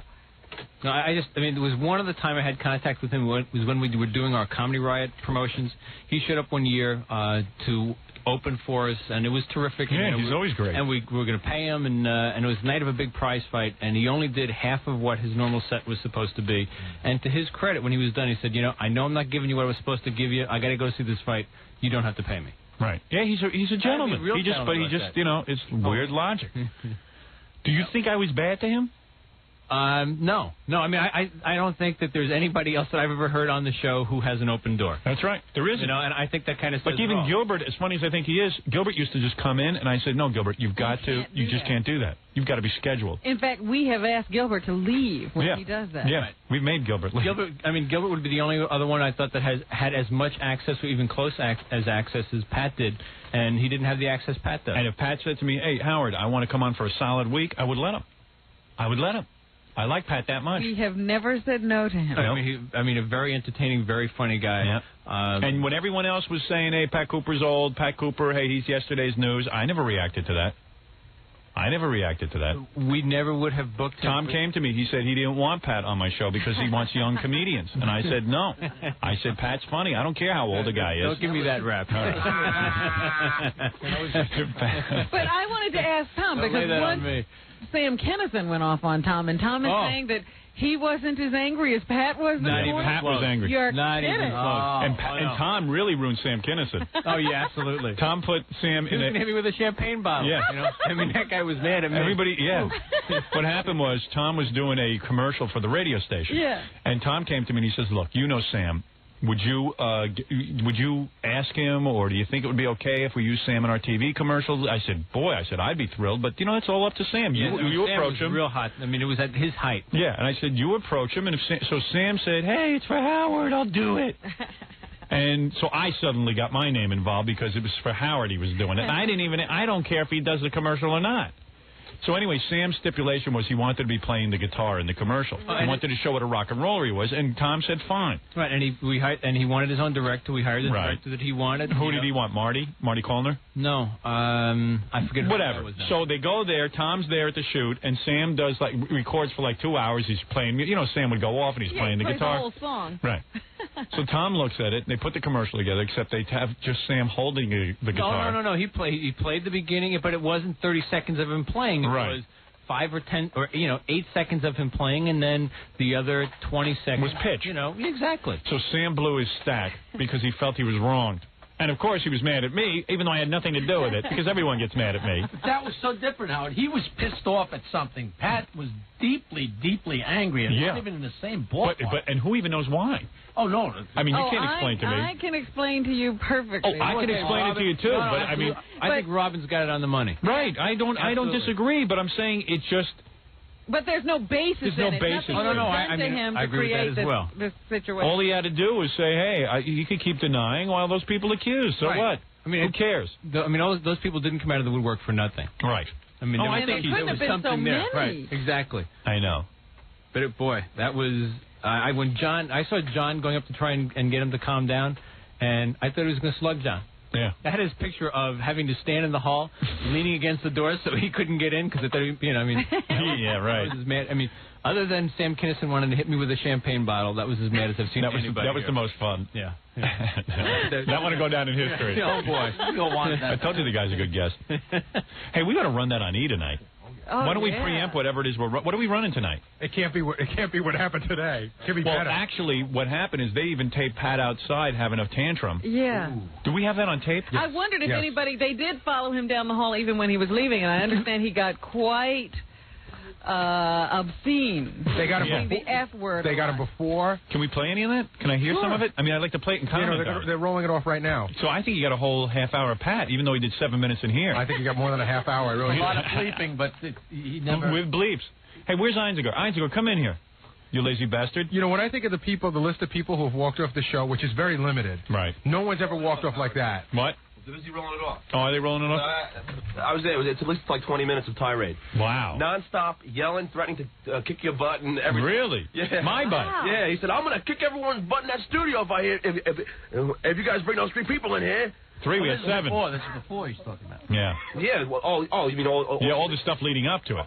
Yeah, that's what I'm talking about. Yeah, that's what I'm talking about. Oh, what are you talking about? I thought you meant afterwards. Oh, everyone be quiet. The only people who have ever left the show or threatened to leave the show, in my memory, are Angie Bowie and Robert Blake. And it was nothing like that. I mean, Pat made a grand exit. Yeah. Robert Blake left Angry? Well, he tried to leave. Oh. But you have a whole show. I mean, the whole show can end with the elevator door closing. Yeah, it's beautiful. She was still going as the door's closed, you know. Jackie, so bad. Jackie kept going, but Pat, we love maybe you. It's time to preempt whatever. Don't block my camera. Maybe it's time to preempt. You and that camera. Maybe it's time to preempt. What's running tonight? Stuttering John, a series of interviews. Oh, that's real good. It's like the whole rap with Vic and his parents. All right, so maybe it'll give us time to put together the Pat Cooper show. We have a good idea of how to put together the show. Dynamite. We're laying off some audio right now, some stuff that I got with. Yeah, I'd love to hear that. Yeah. It's got to be at least a half an hour because it takes 5 minutes to lay it off and 25 minutes to bleep it. So you know what? Maybe I'll do that tomorrow. It's pretty good. And by the way, we have a mystery guest tomorrow. That's confirmed now. Cool. A good one. A really good one. Cool. You're excited. Okay. Better than Pete Rose?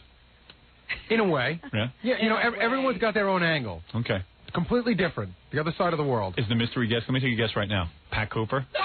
Nobody would be better than that. No? Make that happen? No such luck. That would be great. We're going to need to put a few holidays in between a reconciliation. Yeah. Oh, he's still welcome anytime. Well, I'm sure if he would go home and just calm down, I think he keeps working himself up, though. Yeah. You know, I got to tell you. Because how could he be that angry? He can. In the morning? He can. I got to tell you a story now that I was sort of holding back. My in-laws went to see Pat play out on Long Island. You know, played a concert on Long Island at like one of the parks. Yeah. And they saw Pat walk into his car just ranting and raving at nobody in particular. Was it about me? No, just nobody in particular. But you know, that's part of Pat is that he ran. He ran. No, that's what makes him funny. Yeah. I was laughing. But they said there was only one other person in the parking lot. It sounded like Pat was talking to himself. What? Those guys that were in here were saying they was in a video store and they didn't have Snow White. You don't have Snow White. The butcher shop. No pork chops. He's a pisser. So I guess he goes around like that all the time. I love him. But I mean, even when he would call here to book himself, sometimes he'd be yelling, but like in a fun way. Hi, you're on the air. Yeah, I just want to go on record as to say that argument will definitely win an FME. Oh, yes. Oh, please. Yeah, absolutely. I'm with you on that. Are you kidding? It's going to be nominated 3 times. Yeah. Yeah, you know what I'll do tomorrow? I'll do a special show tomorrow where I'll play that back, and then I'll also play Pat ranting and raving without us being here so we can hear what else he was saying about me. Because, we don't know what happened while he was out in the hall before he we came missed in or it. after he left. Yeah. The man's a superstar. Thank you. All right. Well, he's aiding material now. That's what. See, I was thinking, you know how Pat's always talking about, doing TV and stuff. I wanted to develop with my production company a sitcom around him but we wouldn't give him a script. Just let him go off like that. Just to be different people. I'd surprise him and piss him off, and then let him go off. What do you mean? You mean sort of like a cage set, and you like throw his mom in? Yeah, like he doesn't know what's going to happen. You know what I mean? And I was pitching it, but a lot of the network guys don't understand. I picked him. You know how ABC loves to run those commentaries, and they're sort of looking for sort of an Andy Rooney type. Yeah. I pitched him, Pat. There you go. Any subject he can go off on. One morning he was in here, got angry at the movie Gorillas in the Mist. I know. He was brilliant. Yeah. Well, a lot of people don't recognize that. One thing the man does not lack is opinion. But man, oh man, there's a lot of stuff rolling around in that head. Los Angeles, you're on the air. Must be going 24 hours a day. How you doing? Hey. Yeah, I got a name for Baba Booey, a new one. Even now that he's used to Baba.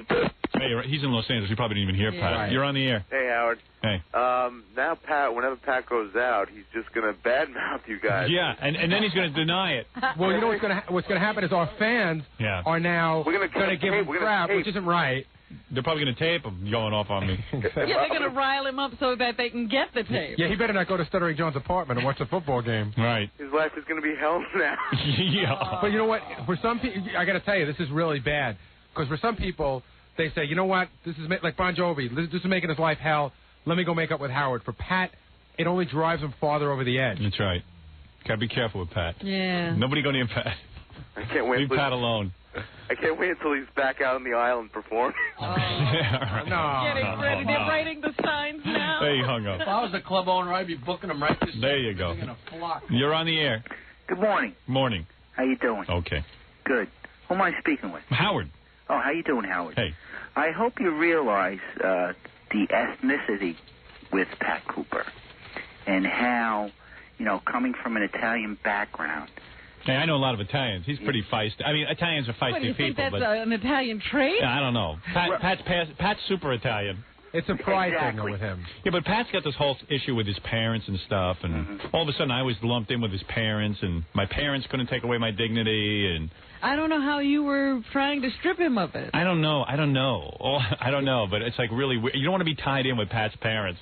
Or any of his family, for that matter. Yeah, it's slowly I turn. It's the Italian thing, though. It's the vindictiveness and the vendetta. Yeah, I know, yeah. The whole Godfather issue. Yeah, right. Yeah, I know. It was a little like that. Exactly. All right. Hey, thanks for the call. Okay, thank you, Howard. Right. Hey, you're on the air. Hello? That's going to be one of those legendary incidents. Yeah. People will talk about for years. Yeah. I put out for you, he said. I put out for you. I just think back to little lines that he says and I start to crack up. You're on the air. He put out for himself. He didn't put out for me. You're on the air. Hey, how you doing, Howard? Hey. What's up? I think Richard Simmons at one time got really, really ticked off.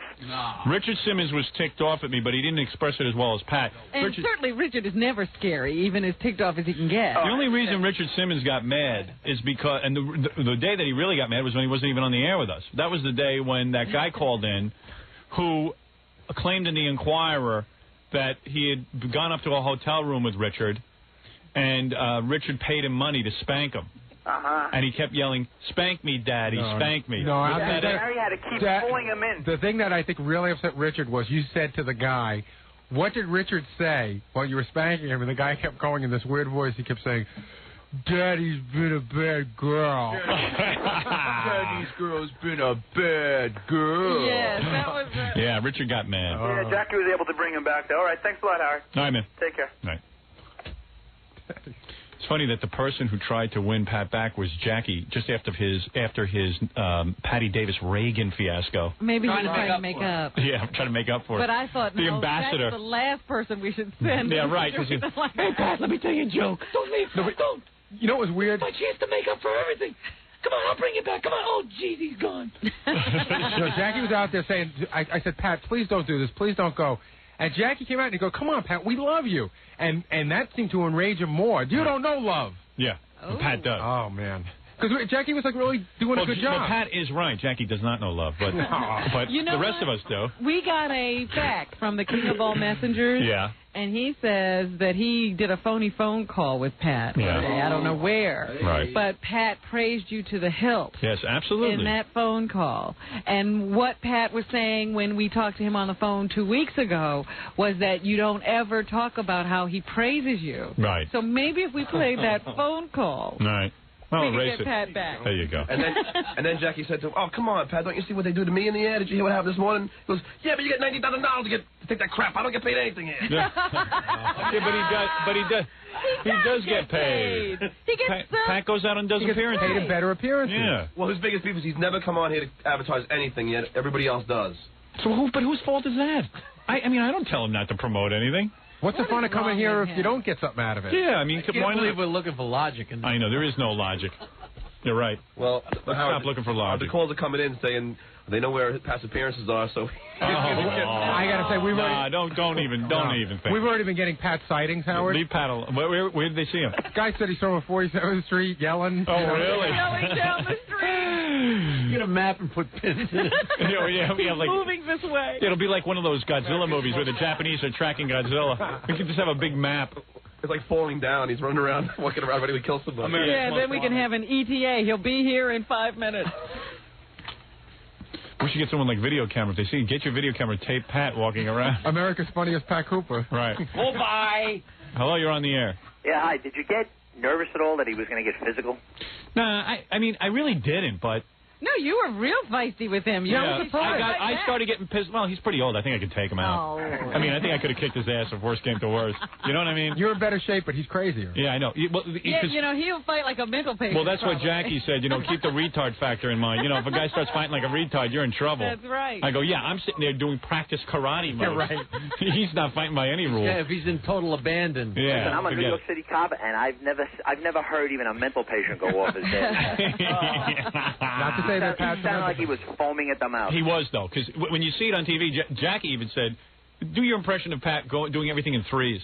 It was like, yeah. I told you that! I told you that! I told you! Now you're the big mouth! Now you're the big mouth! Now you're the big mouth! Now you're the big mouth! Now you're the big mouth! Now you're the big mouth! Yeah, right. When you Actually, the first one he did was, I'm an A guest. I'm an A guest. I'm an A guest. Yeah, right. Yeah. What do you tell your children? What do you tell your children? What do you tell your children? He was on the stuff! He was on the stuff! He was on the stuff! He was on the stuff! He was on the stuff! He was on the stuff! He was on All right, goodbye. Very good. Finally, an impression. I did that for you, Patty. Finally. But Jackie's right. Jackie's right, Howard. They were always the multiples of threes, because sometimes they were sixes. There was one he did 6 times. Which one was that? I can't remember, but it might have been Now You're Under Stuff. Something like that. Yeah, when he got onto Sam Kinison and the drugs, he was really gone. You know what we got to do tomorrow? We'll get a transcript of it, and then everyone can take turns being Pat. Twice you're mad. 3 times you're incensed. When Right. it's 5, 6, or 7, it's like off the scale. You're in the red zone. skipping records. The needle Scott is should penny. run it off. He should run it. Yeah. He should run that off. He should run that off. It's all being taken care of. Oh man.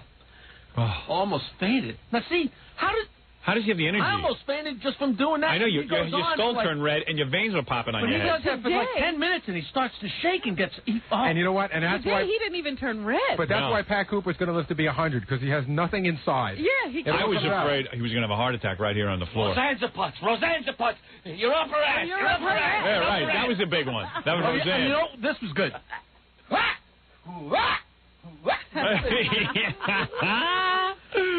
That was the first one he did where he really repeated like 6 times. Because me and I looked at Fred and we were like... But didn't you get fooled for a minute when Pat finally did sit down?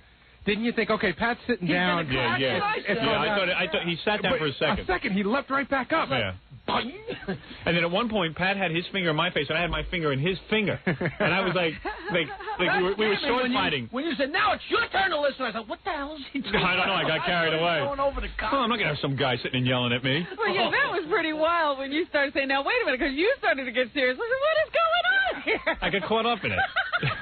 No, because I heard a lot of things, like a lot of subtle things, that I kind of knew what he was talking about. And I said, hey, man, this guy's out of line. This is way, now he's bad-mouthing me. Sam. And also he was Sam. You're Sam going to pee on his grave. Yeah, don't stand. I really don't. I mean, I know there's no logic in this, but I don't understand how you not calling Pat enough has anything to do with whether Sam took drugs or not and whether he was funny when he took them. That's my point. There was a whole bunch of issues that obviously Pat's been arguing about. Well, what was so obvious to me was that he had gone back and read the book because he was quoting. He was quoting, like, who I call Jackie Mason a genius.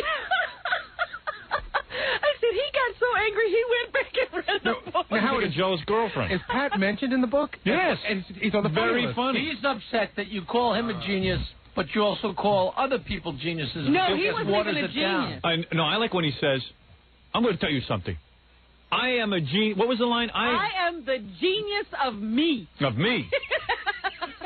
Hey, I can't argue with that.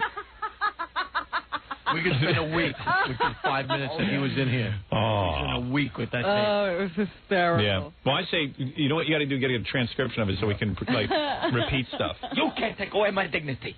You can't take away my dignity. You can't take away my dignity. My mother tried to take away my dignity. My mother tried to take away my dignity. My father tried to take away. You can't take away my dignity. You know, if you actually count the amount of sentences he did, and you take out the repeats, he only said like 3 things. Yeah. You know what I mean? He was out of here. Yeah. He said that they wouldn't let him defend his dignity. Right. What does that mean? No more. No more. No more. No mas. I'm no an more. A person. No, I no just more. elevated myself to an A. I'm an A person. I just elevated He was myself. becoming Jim from Taxi. Yeah. You call me a B? I'm an A. I don't think this. Sit down. Leno calls you up. No, I can't go on. No, I can't go on. Leno calls you up. No, I can't go on. Leno calls you up. No, I can't go on. And then after he says that, he goes, now I'm going to dish it out. You got to take it. I go, well, take what? That I don't go on Leno? But after he did the Leno thing, he goes, no, you're too busy. But that was like his impersonation of you of turning down the show. No, I got a wife and 3 kids, and I got a lot of things that I do. Maybe I don't have time to do Leno right now. Is that okay? You got to go on first. Yeah, that drives him nuts. Hey, that's my rules.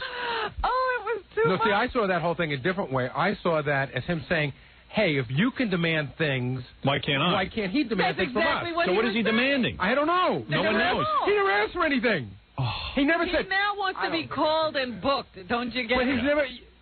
But why? But you didn't know he had changed All the right, rules. you know what? Let's drop the subject until tomorrow when we have all our tapes and everything. You got to be able to look at the lines. Yeah. Oh, it's so funny. Everyone can do the lines. You know he is a funny man. He's the greatest there is. Who told you that? Who told you that? Who told you that? Who told you that? Who told you that? Hey, let's call his first wife and kids and like bond with them. Oh, it was so funny because then when you asked me a question, don't call your lawyer. Don't call your lawyer. Don't call your lawyer. Oh man. Who told you that? You know what's really strange, Howard? One morning after this whole that morning after this whole thing went on, yeah, he called me from his apartment yelling at me, and you could hear you on the radio cranked up in the background, and he's yelling at me while you're yelling at him on the radio. Oh, it was very weird. Oh man, we gotta get a tape on your phone. Oh, it's great. I love it. Amazing. Hey, who's on the hotline? Maybe it's your dad. Maybe it's my father. Hello? Who is this? It's someone just screwing around, Howard. Okay. It's probably my dad screwing around. Maybe you can find your father on the phone. Who told you that? Take a break. I don't know. Yeah, well, let's do the news. Okay. And, we'll be back right after these words. We can do another 7 hours on the Pat Cooper appearance. But, Robin, I think it's time to chill out a little bit, do a little bit of news. Yes, because it'll be much better with the audio, Howard. Exactly. We'll take this up tomorrow. Tomorrow will be a whole nother show.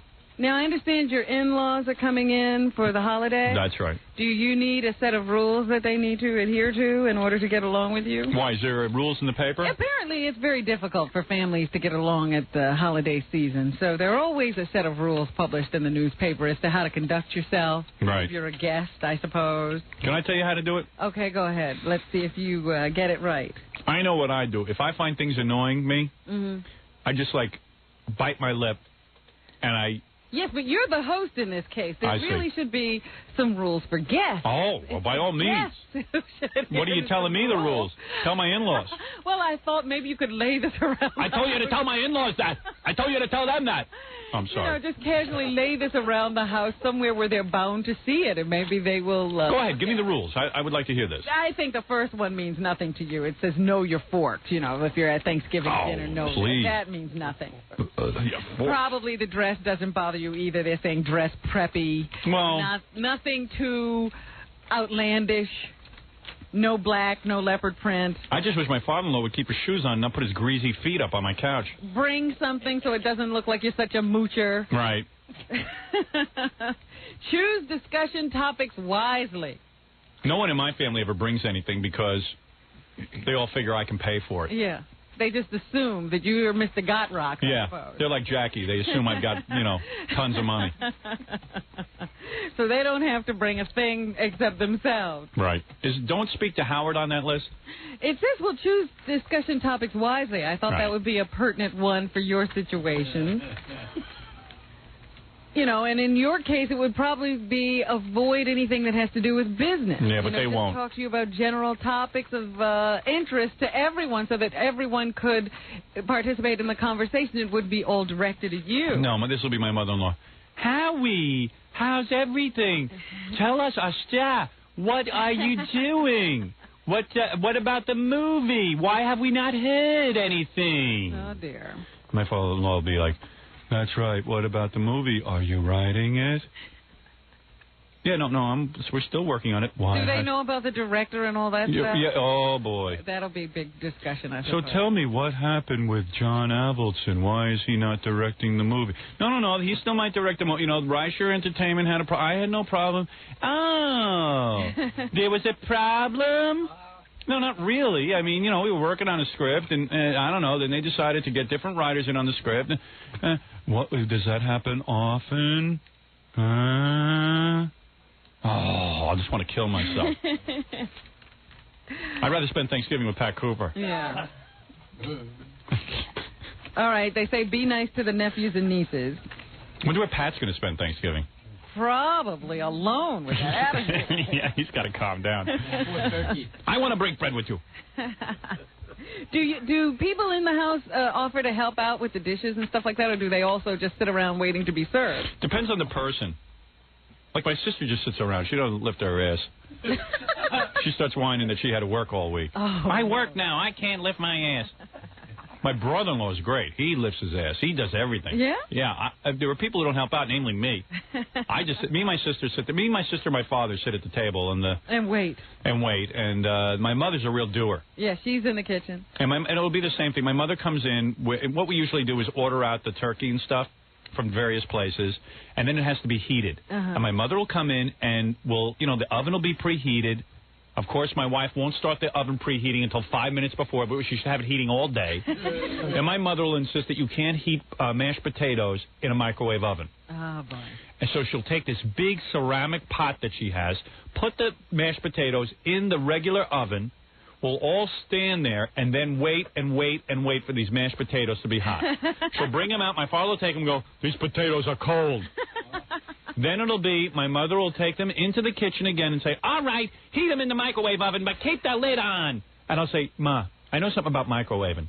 If I took these mashed potatoes and put them in a plastic Tupperware, don't put the potatoes in a Tupperware. The microwave doesn't know the difference. Keep it in it's a big, thick ceramic. It never heats. And my mother will put it in the microwave oven. The ceramic pot won't fit into the oven, so it won't spin around. It won't spin around in the microwave. Oh, dear. Then she'll put it in for another 5 minutes. They still won't be heated, and everyone will eat ice-cold potatoes. My father will just scream the whole time. My father will have this he won't even scream. He'll just have a miserable look on his face. That's Thanksgiving at my house. And my mother-in-law will ask questions and then ignore the answers because she's busy with the kids. She won't even sit at the table with the adults. It sounds like she hears one key word and she harps on that. Yeah, and my father-in-law will drone on with questions. Oh, I see a plane is coming overhead. Do you think that plane's going to LaGuardia or Kennedy? I go, Bob, I don't even know how to get home from work. Do you watch the football games with them? I watch with my brother-in-law, Bruce. He's kind of fun. He's like real manly and knows everything about football, so I'll watch with him. But as soon as I sit down, Bob will start asking me questions about my work. Yeah. So they can't even keep their mind on the football game? And then my father-in-law will be downstairs. He goes into my office. Now he's been forbidden from this. My wife had to inform him. I told her to call her father and tell him this. Oh, no. He used to go down in my office. First time he's gotten this new rule? Second. He last, like 2 times ago, he came over. He goes into my office. He pulls all my videotapes out of the shelf, takes them, and he starts making copies of them. Really? Because he wants to watch them at home. He never watches them at home. Then he leaves and the videotapes are all over the house. I don't know where they are. I will go to watch them. I can't find them. And I blow my stack. I go to my wife, my office is sacred. Your father is not allowed to walk into my office. That's the new rule, honey. Because I was going to ask, it says be discreet here. No. Do they treat your house like it's theirs? They treat it like it's theirs. No, they treat their house better. Oh. And my mother-in-law freaks out whenever we go over that little tiny apartment that's way too small for the family, and on purpose. And we go over there, and she freaks out if anything's out of order. But in my house, everything's going to be completely out of order, and it's okay. Then I blow my stack. Are your newest in-laws coming? Your sister-in-law and her new husband? Oh, no. Oh. Because it says here that if you're not a quiet lover, you shouldn't even try to make love in somebody else's house. No, please. If they make love in my house, I'll throw them both out. You're not married till you have 2 or 3 kids. You don't make love in my house unless that's it. No, I don't want to deal with it. And then I just know the whole thing with the potatoes is going to be ridiculous. If they handed those mashed potatoes to me and I stuck them in a plastic Tupperware, they would be heated in 2 seconds. Where did these mashed potatoes come from? Are they from My mother makes mashed potatoes. Okay. It's her big thing. Meanwhile, I could go out and buy 500 quarts of mashed potatoes that are better. So she makes these mashed potatoes. She peels them. She chops them up. She puts butter, tons of butter, way too much butter. That's why she's got a big fat ass. And she puts all this butter in there. And then she loads them up. My kids love it. They beg her for them. And they come in. They're ice cold every year. Every year. And I could heat them up in 2 seconds, but nobody wants to listen to me, so I just sit quiet. Now, the turkey does get hot. Oh, no. Oh, that gets heated. Either? And, again, my mother insists on tinfoil being over the turkey. Oh, it'll be dry. It'll dry out. Alan, it'll dry out.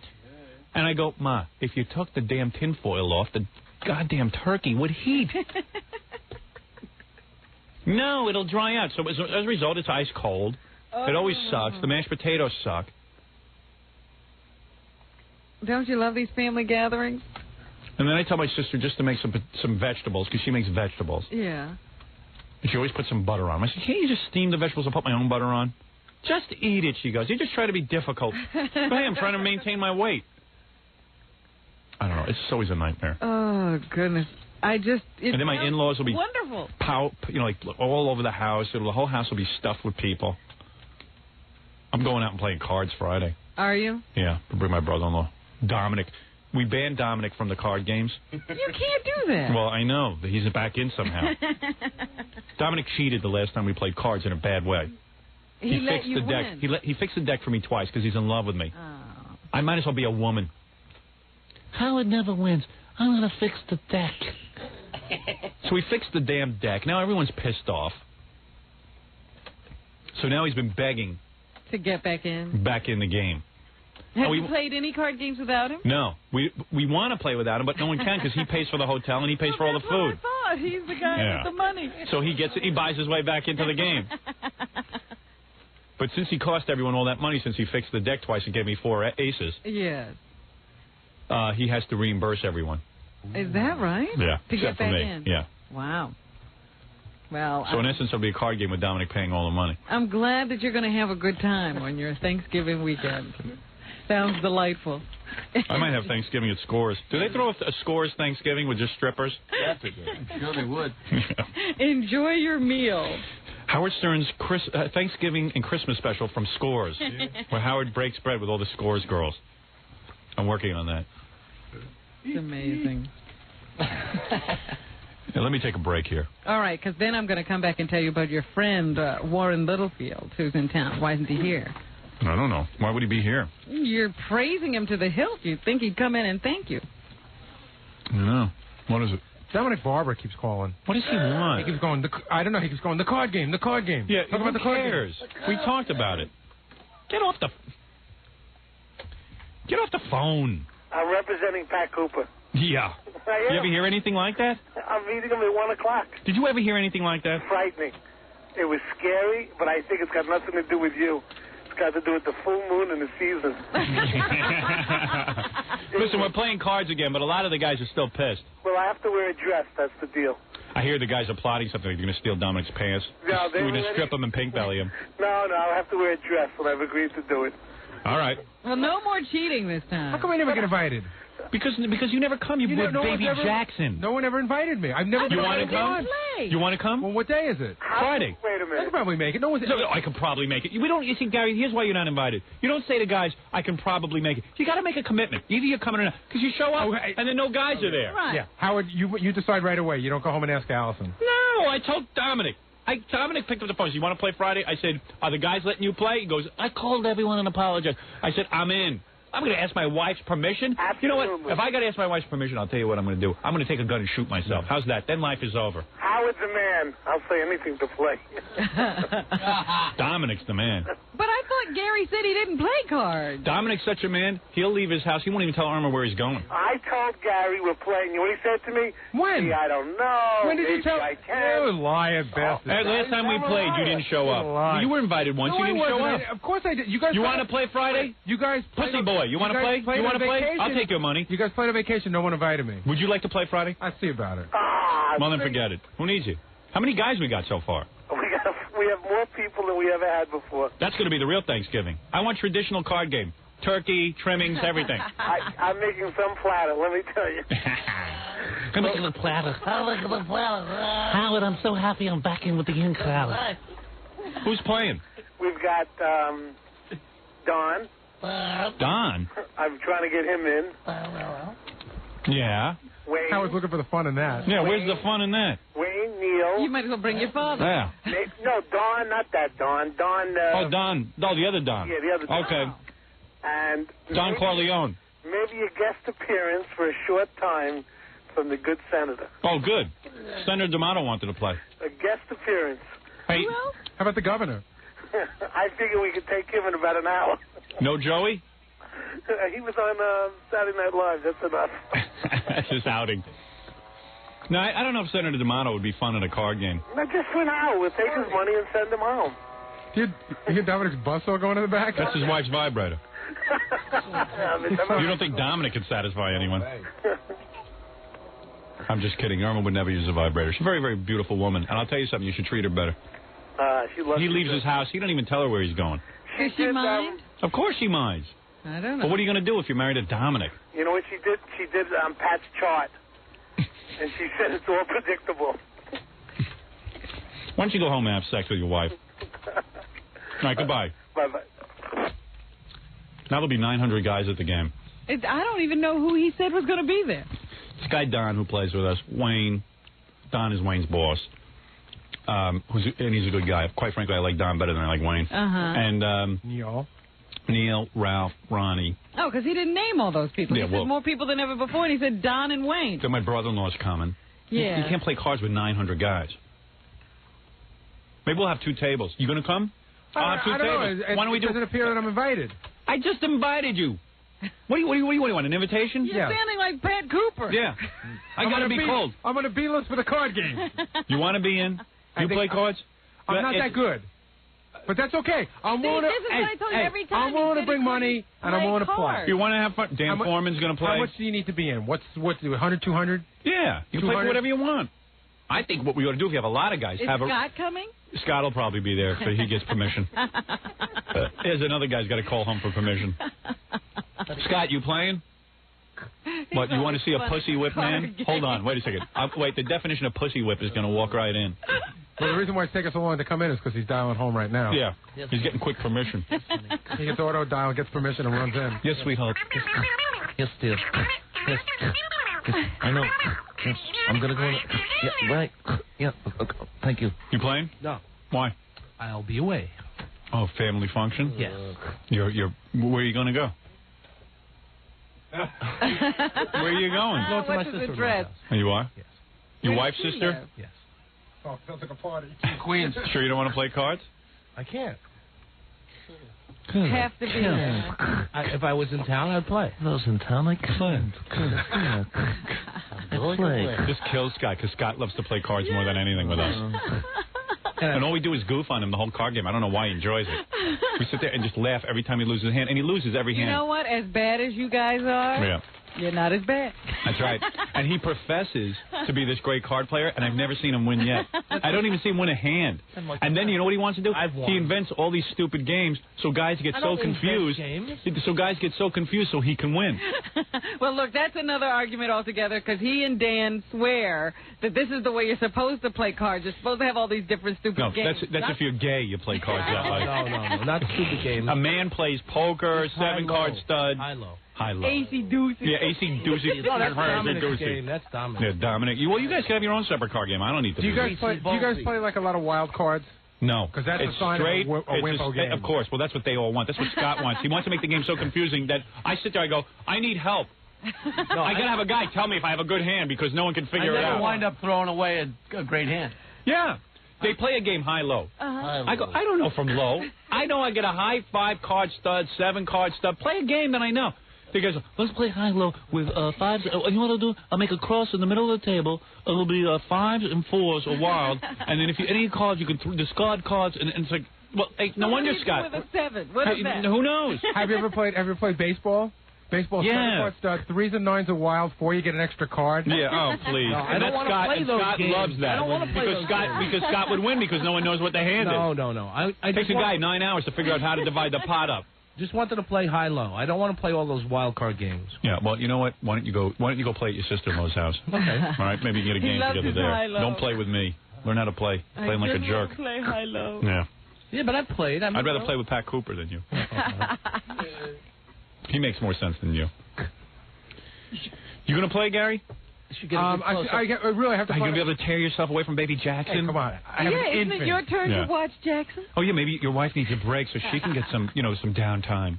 Hey, don't you want to have quality time with Baby Jackson? I do want to have some quality time. When are you gonna get sick of that whole thing? You know exactly what's gonna happen. He's gonna go home and Mary's gonna say, "Oh, this is your day off, and you're gonna leave." Oh, thanks. Well, actually, I've been trapped in the house all week. Maybe I want to go out and play cards. To be very honest with you, just walk out of the house, the dilemma is that my brother and nephew are in town from Texas, and I might want to take my nephew out. That's the dilemma. Okay. But if I take him out on Saturday, I can play. Do me a favor. Why don't you just say no now? Why? Because you're a pussy. You're not going to play. Good. Thank you. You don't even want to play. I do want to play. You want to play? Then say yes. Hey, I got family obligations. All right, good. Goodbye. I got 20,000 people. That's why I'm playing cards. Yeah, but you're the king of your family. You get to tell everyone damn what right. to So do. when are you going to be the king of your family? I got fathers, brothers. I'm like the whip of the family. Fathers and brothers. I'm in charge of my nephew and little else. What's that crap in your teeth, Scott? Take a big smile. Get a close-up on Scott's teeth. Oh, it's a big poppy seed from his bagel. Good. You're even less appetizing. All right, let's take a break, and we'll continue with the news right after these. Obviously, an exhausting and trying show for all of us. Possibly seeing the loss of a dear friend. Yes. Who knows? Well, we'll analyze tomorrow. Meanwhile, Robin, we have so much more news to get to. I wanted to talk to you about Warren Littlefield. I see in the paper today that he does not want to end his career with the black mark of having lost the late-night franchise that once belonged to NBC. Isn't he a young guy? Why is he ending his career already? I don't know, but it sounded to me like he is having those feelings that usually occur to a president once he gets in office. Everything he does, he thinks of in terms of history. Yeah. Rather than thinking of, well, what's the right thing to... Well, how will this look when they write it in history? Don't you dare criticize Warren Littlefield. That guy's a genius. When you have accomplished what Warren Littlefield has accomplished, this man... Do you watch the show... What has he accomplished? Name it. Name it in show business. Has he performed? He started out as a writer in films. He wrote the movie E.T. Do you ever look at who wrote E.T.? I don't know. Warren Littlefield. No, how do you think he got famous? He wrote E.T. the Extraterrestrial. I got to look this up. He did. Go look in your movie. You don't even know who wrote it. I don't know who wrote it. After he wrote E.T., he got hired by NBC to do the late-night programming, the programming thing. Yes. The reason they hired him is so they can get him as a writer cheap. He wrote, like the new show ER, he's the head writer on that. He wrote all those episodes.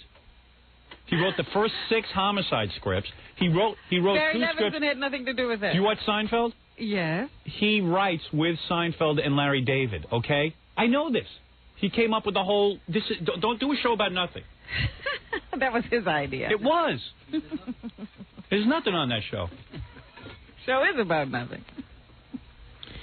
He was a ghostwriter for The Simpsons. Wow. Oh, so he used to be a ghost. Well, because he was working at NBC. That's a Fox show. What is his name? On the show? On The Simpsons. I don't know what name he goes by. I think Mac Ronig or something. Something like that. I don't know how you pronounce it. He's some weird name. He's such a creative mind, this guy, that it's like fertilizer. He just lays it down. He told Paul Reiser to take Richard Lewis's act. Well, then he's a very smart man, and sure there'll be no problem with him putting late nights on NBC back in the #1 spot. His game plan, he says, is to have The Tonight Show even with late night by the end of this year and ahead of it by 1995. How's he plan to do that? He says that he is on the phone with Jay at least every day. When he's in California, he visits him 3 times a week. Oh, that's the worst. Poor Jay. At night when he's on the phone with Jay, he talks to him about what worked and what didn't on the show. Did he tell Pat Cooper to be like a little wild and nutty, and that'll help him in his career? I think he's advising Pat. Oh, really? He calls Jay? Oh, Jay must really like that. He says, I speak to him nightly by phone about what worked on the show and what didn't and why. Here's your report card, Jay.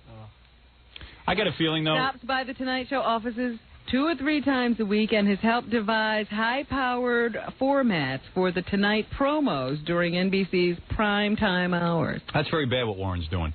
He should not take credit for Jay's raise. Jay has gone up in the ratings. They're now about a 10th a point apart. And when he a guy, is taking credit. He is. He's like, he goes up and he goes, well, of course. Call me.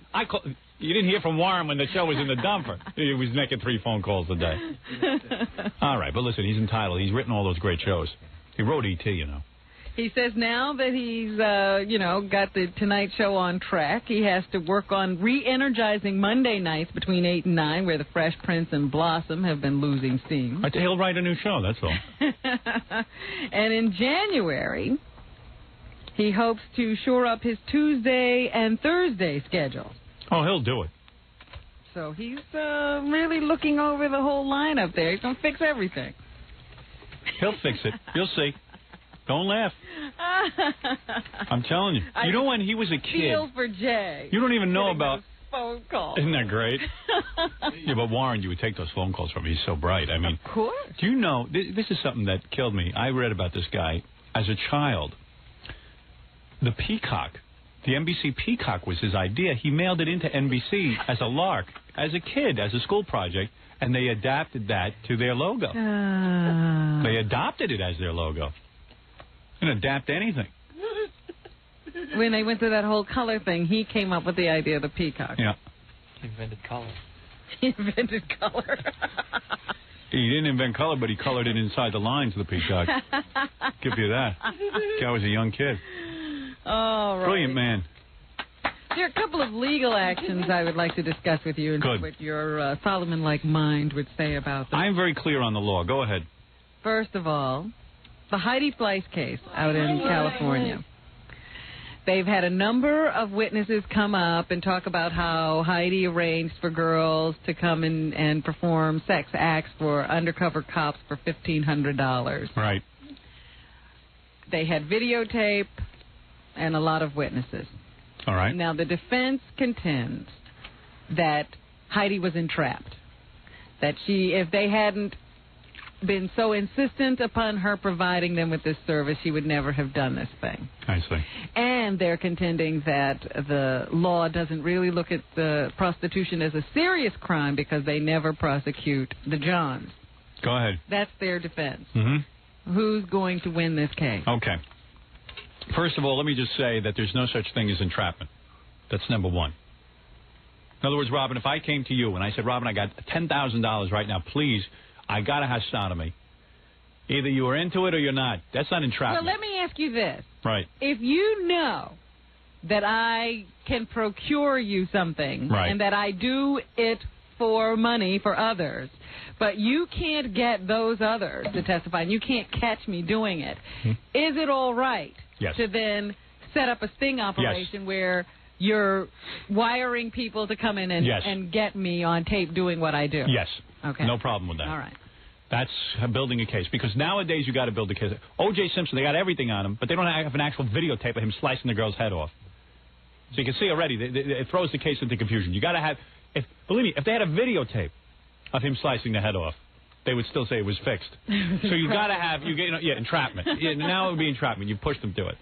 So there is no such thing as entrapment. Anything goes in law enforcement as far as I'm concerned. All right, so you're okay Having with said all of that? Okay with all that. So evidence. The problem I have in cases of prostitution is the case of people not paying taxes. This drives me nuts. I can't stand the fact that people, I don't mind prostitution. Make them pay taxes. That's all I say. They're making money without paying taxes. It drives me nuts that I got to pay taxes, and there's this whole underground economy that doesn't pay tax. Makes me crazy. And I pay taxes on everything. If I make a club appearance, if I did anything, always paid the tax. Because, you know me, I get caught. Mm-hmm. So I want others to pay taxes. That drives me nuts.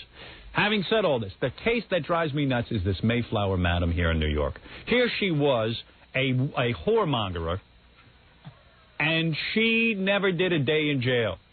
I think it's hypocritical that she never did a day in jail. If prostitution is illegal, absolutely the madam and the Johns should all go to prison. I don't think it should be illegal.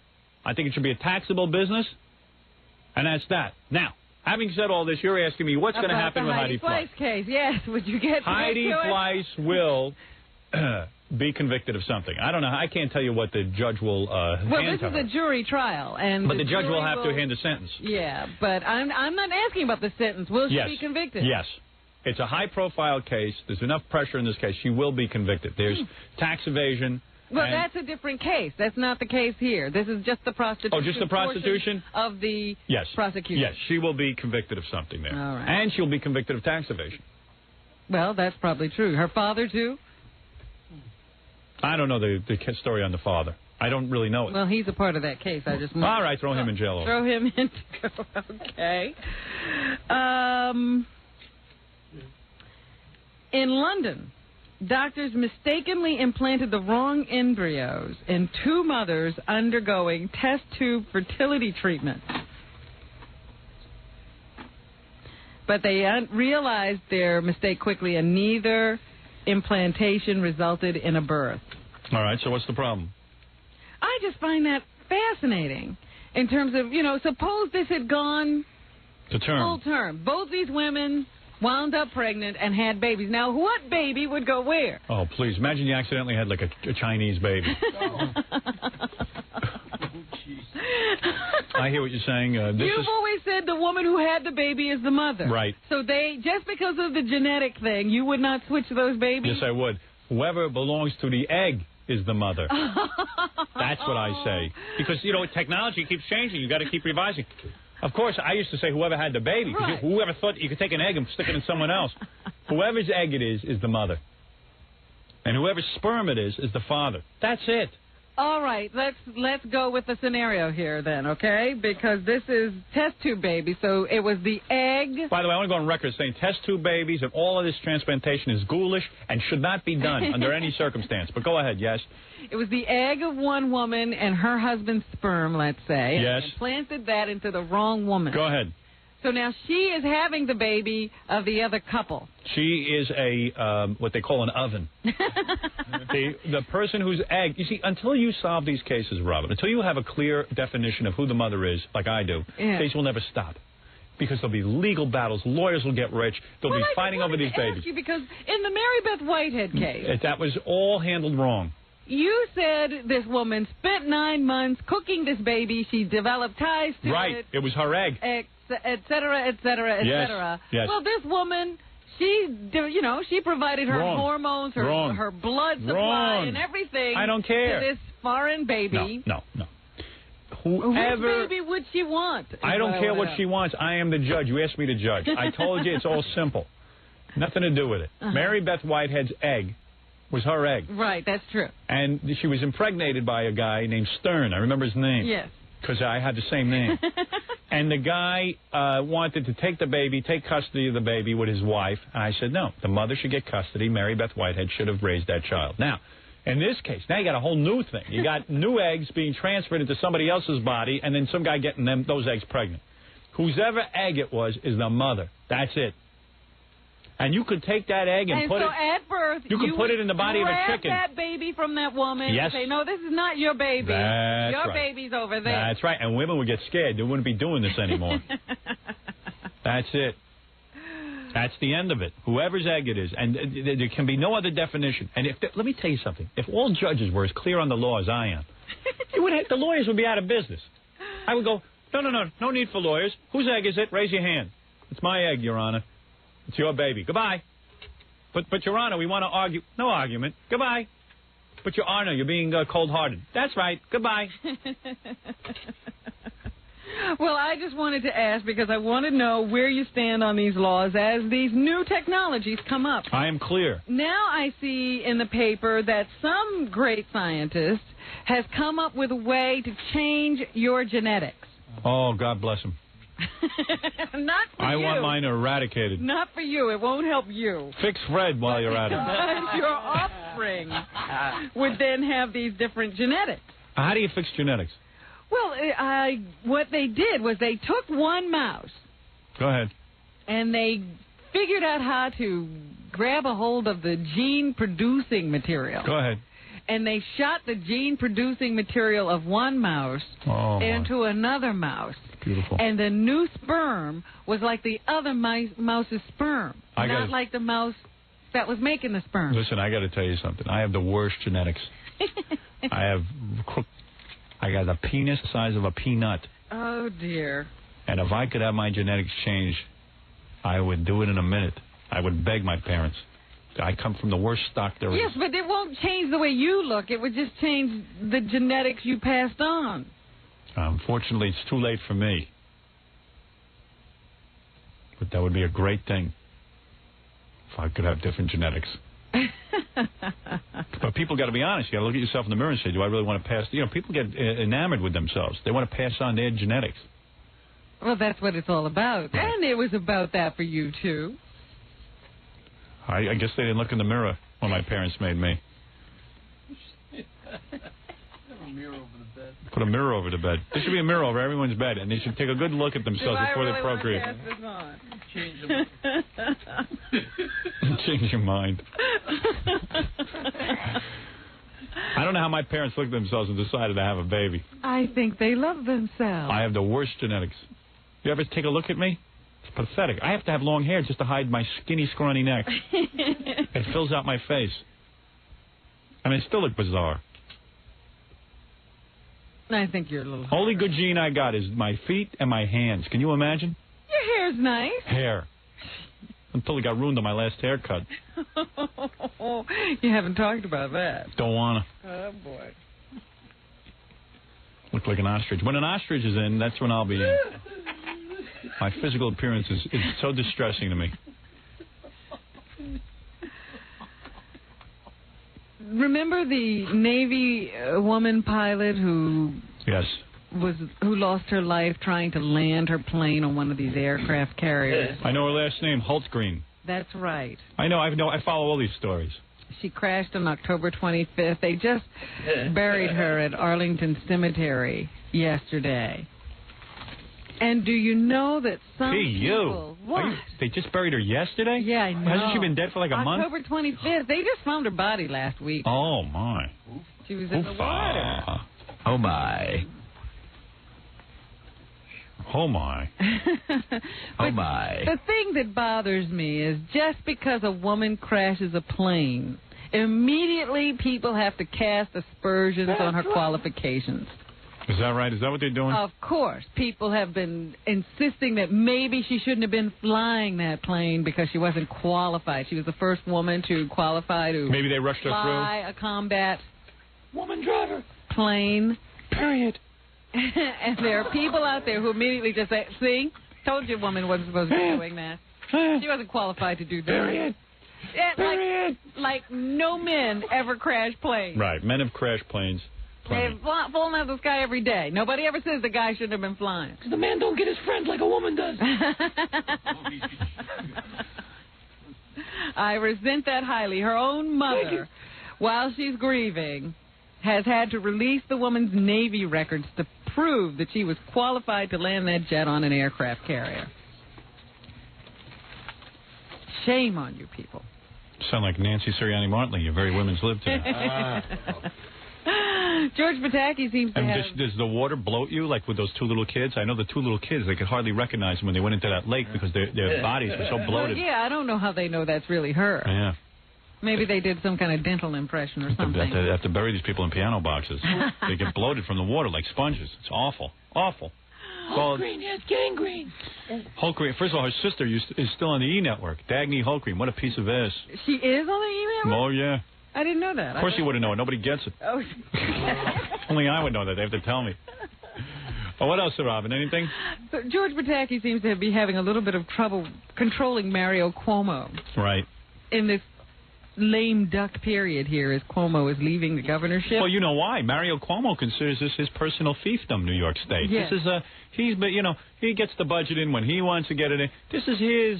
You can't just take this from him. In a phone conversation yesterday morning, Pataki asked Cuomo to stop hiring and promoting state employees, to delay any new state contracts, and to impose a moratorium on other major state commitments that can be put off until after the new year, so that when he gets into office, he can make these decisions, because these will affect us for the next several years that he's in office. And what did Cuomo say? You don't need to do all this That's stuff. a good thing to say. What did Cuomo say, the great orator? Cuomo was not willing to make a commitment. Of course not. Of course not. Why he would should only take a look at the request, is what he's saying. Mm-hmm. That's very nice. Meanwhile, do you realize that they're still trying to figure out who the new U.S. Senator from California is? Fred Norris. Michael Huffington was running against Dianne Feinstein and paid about $27 million in his own money for the campaign. Right. And he won't concede. He now says that a whole bunch of the ballots were by illegal aliens. They weren't even people from California who were voting, but the people who run the elections out there say there was no evidence of major fraud in the Let me elections. ask you something. So. I know I go to the polls. They got your address down there. I can't vote illegally. Mm-hmm. How do illegal aliens? Well, somehow they get fake papers, I suppose, and then they want to vote so badly? Then let them vote. And since that Proposition 187 and he was running strongly against illegal aliens, maybe they had a real stake in voting for the opposition, but nobody seems to think that there was any real election fraud out there. So I have evidence that Martians voted out there. Unless he wants to pay for a recount, they're sticking with the results they have. I see. So how many votes did Dianne Feinstein have over him? I don't know, but they got down to the point where they were collecting. They had to look at the absentee ballots. Wow. That's how close the election was. Nobody looks at those.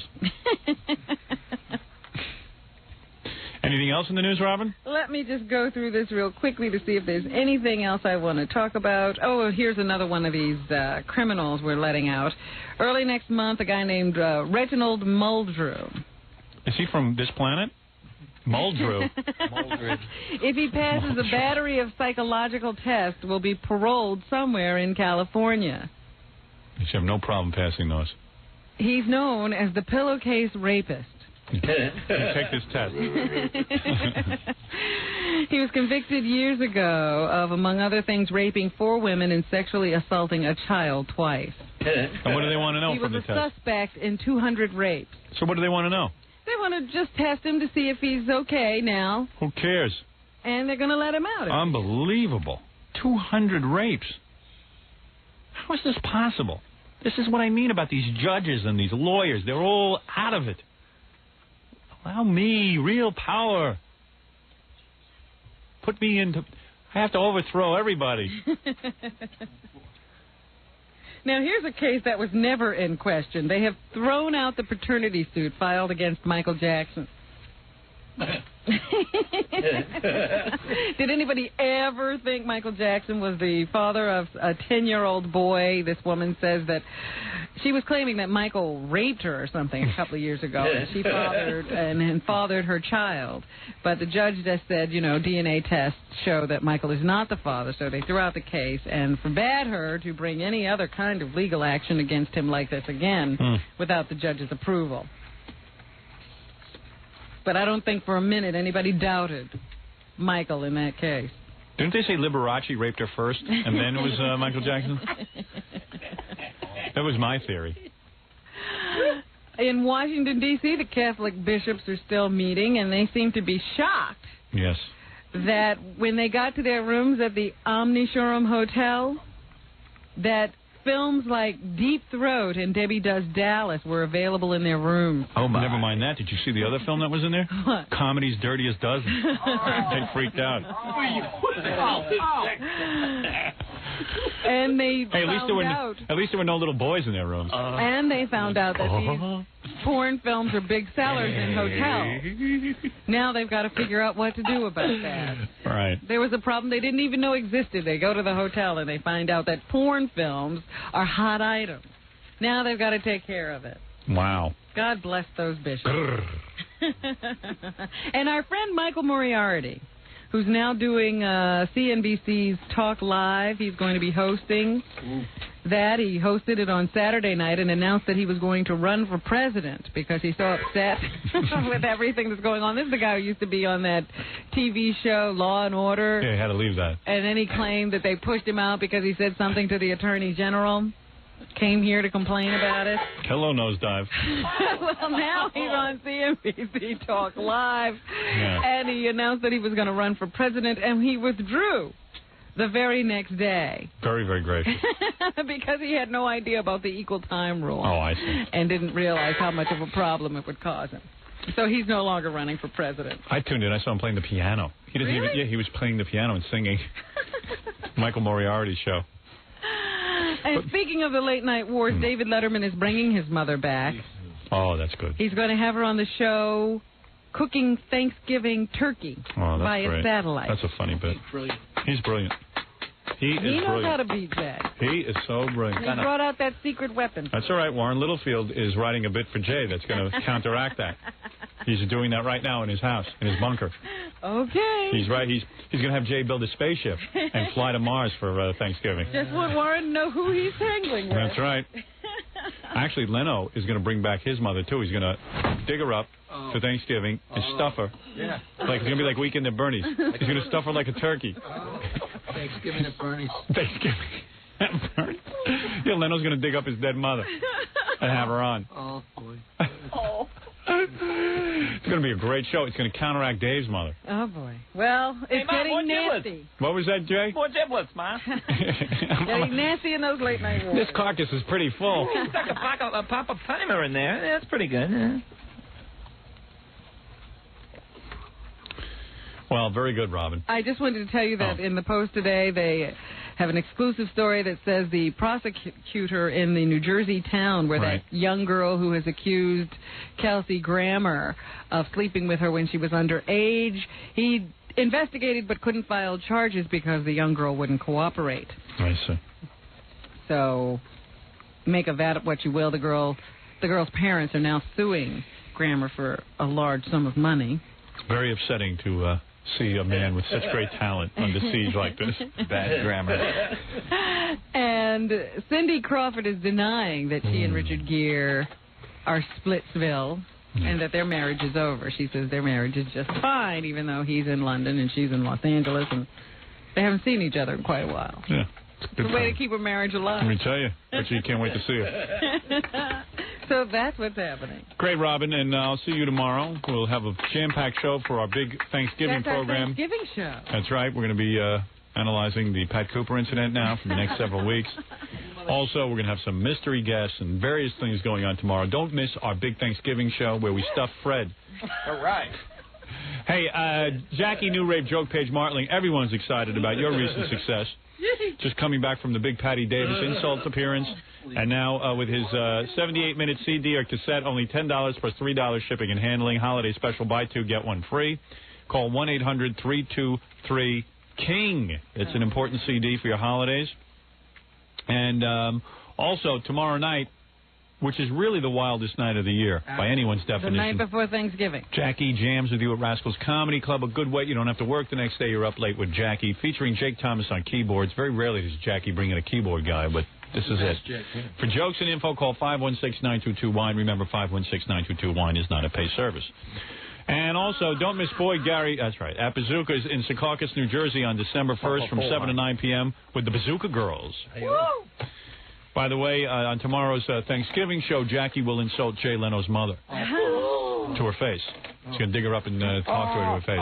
Don't miss Stuttering John appearing in Tony and Tina's wedding. And to get a signed copy of Stuttering John's debut CD, call 201-942-OUCH. How many times have I done bits with my mother and had her on and had her do all kinds of things over the years for the past years? No one ever writes it up in the paper. I remember the year that you had your mother cooking something on the air. Yes. That was in Washington. That's right. Nobody wrote a thing about it. But Letterman, who just wised up to the whole bit, I know, he puts his mother on. It's a big deal. Yep. In fact, they're even calling for her to have her own show. Yeah, good. I'd like to go up against it. If you're looking for a DJ for your office Christmas party, call Scott the Engineer's Rocket Entertainment at 718-BAG-5040. Many dates still available, which is very rare this time of year. Most people booking Scott early because he really is a lot of fun. And, Robin, I'll see you tomorrow.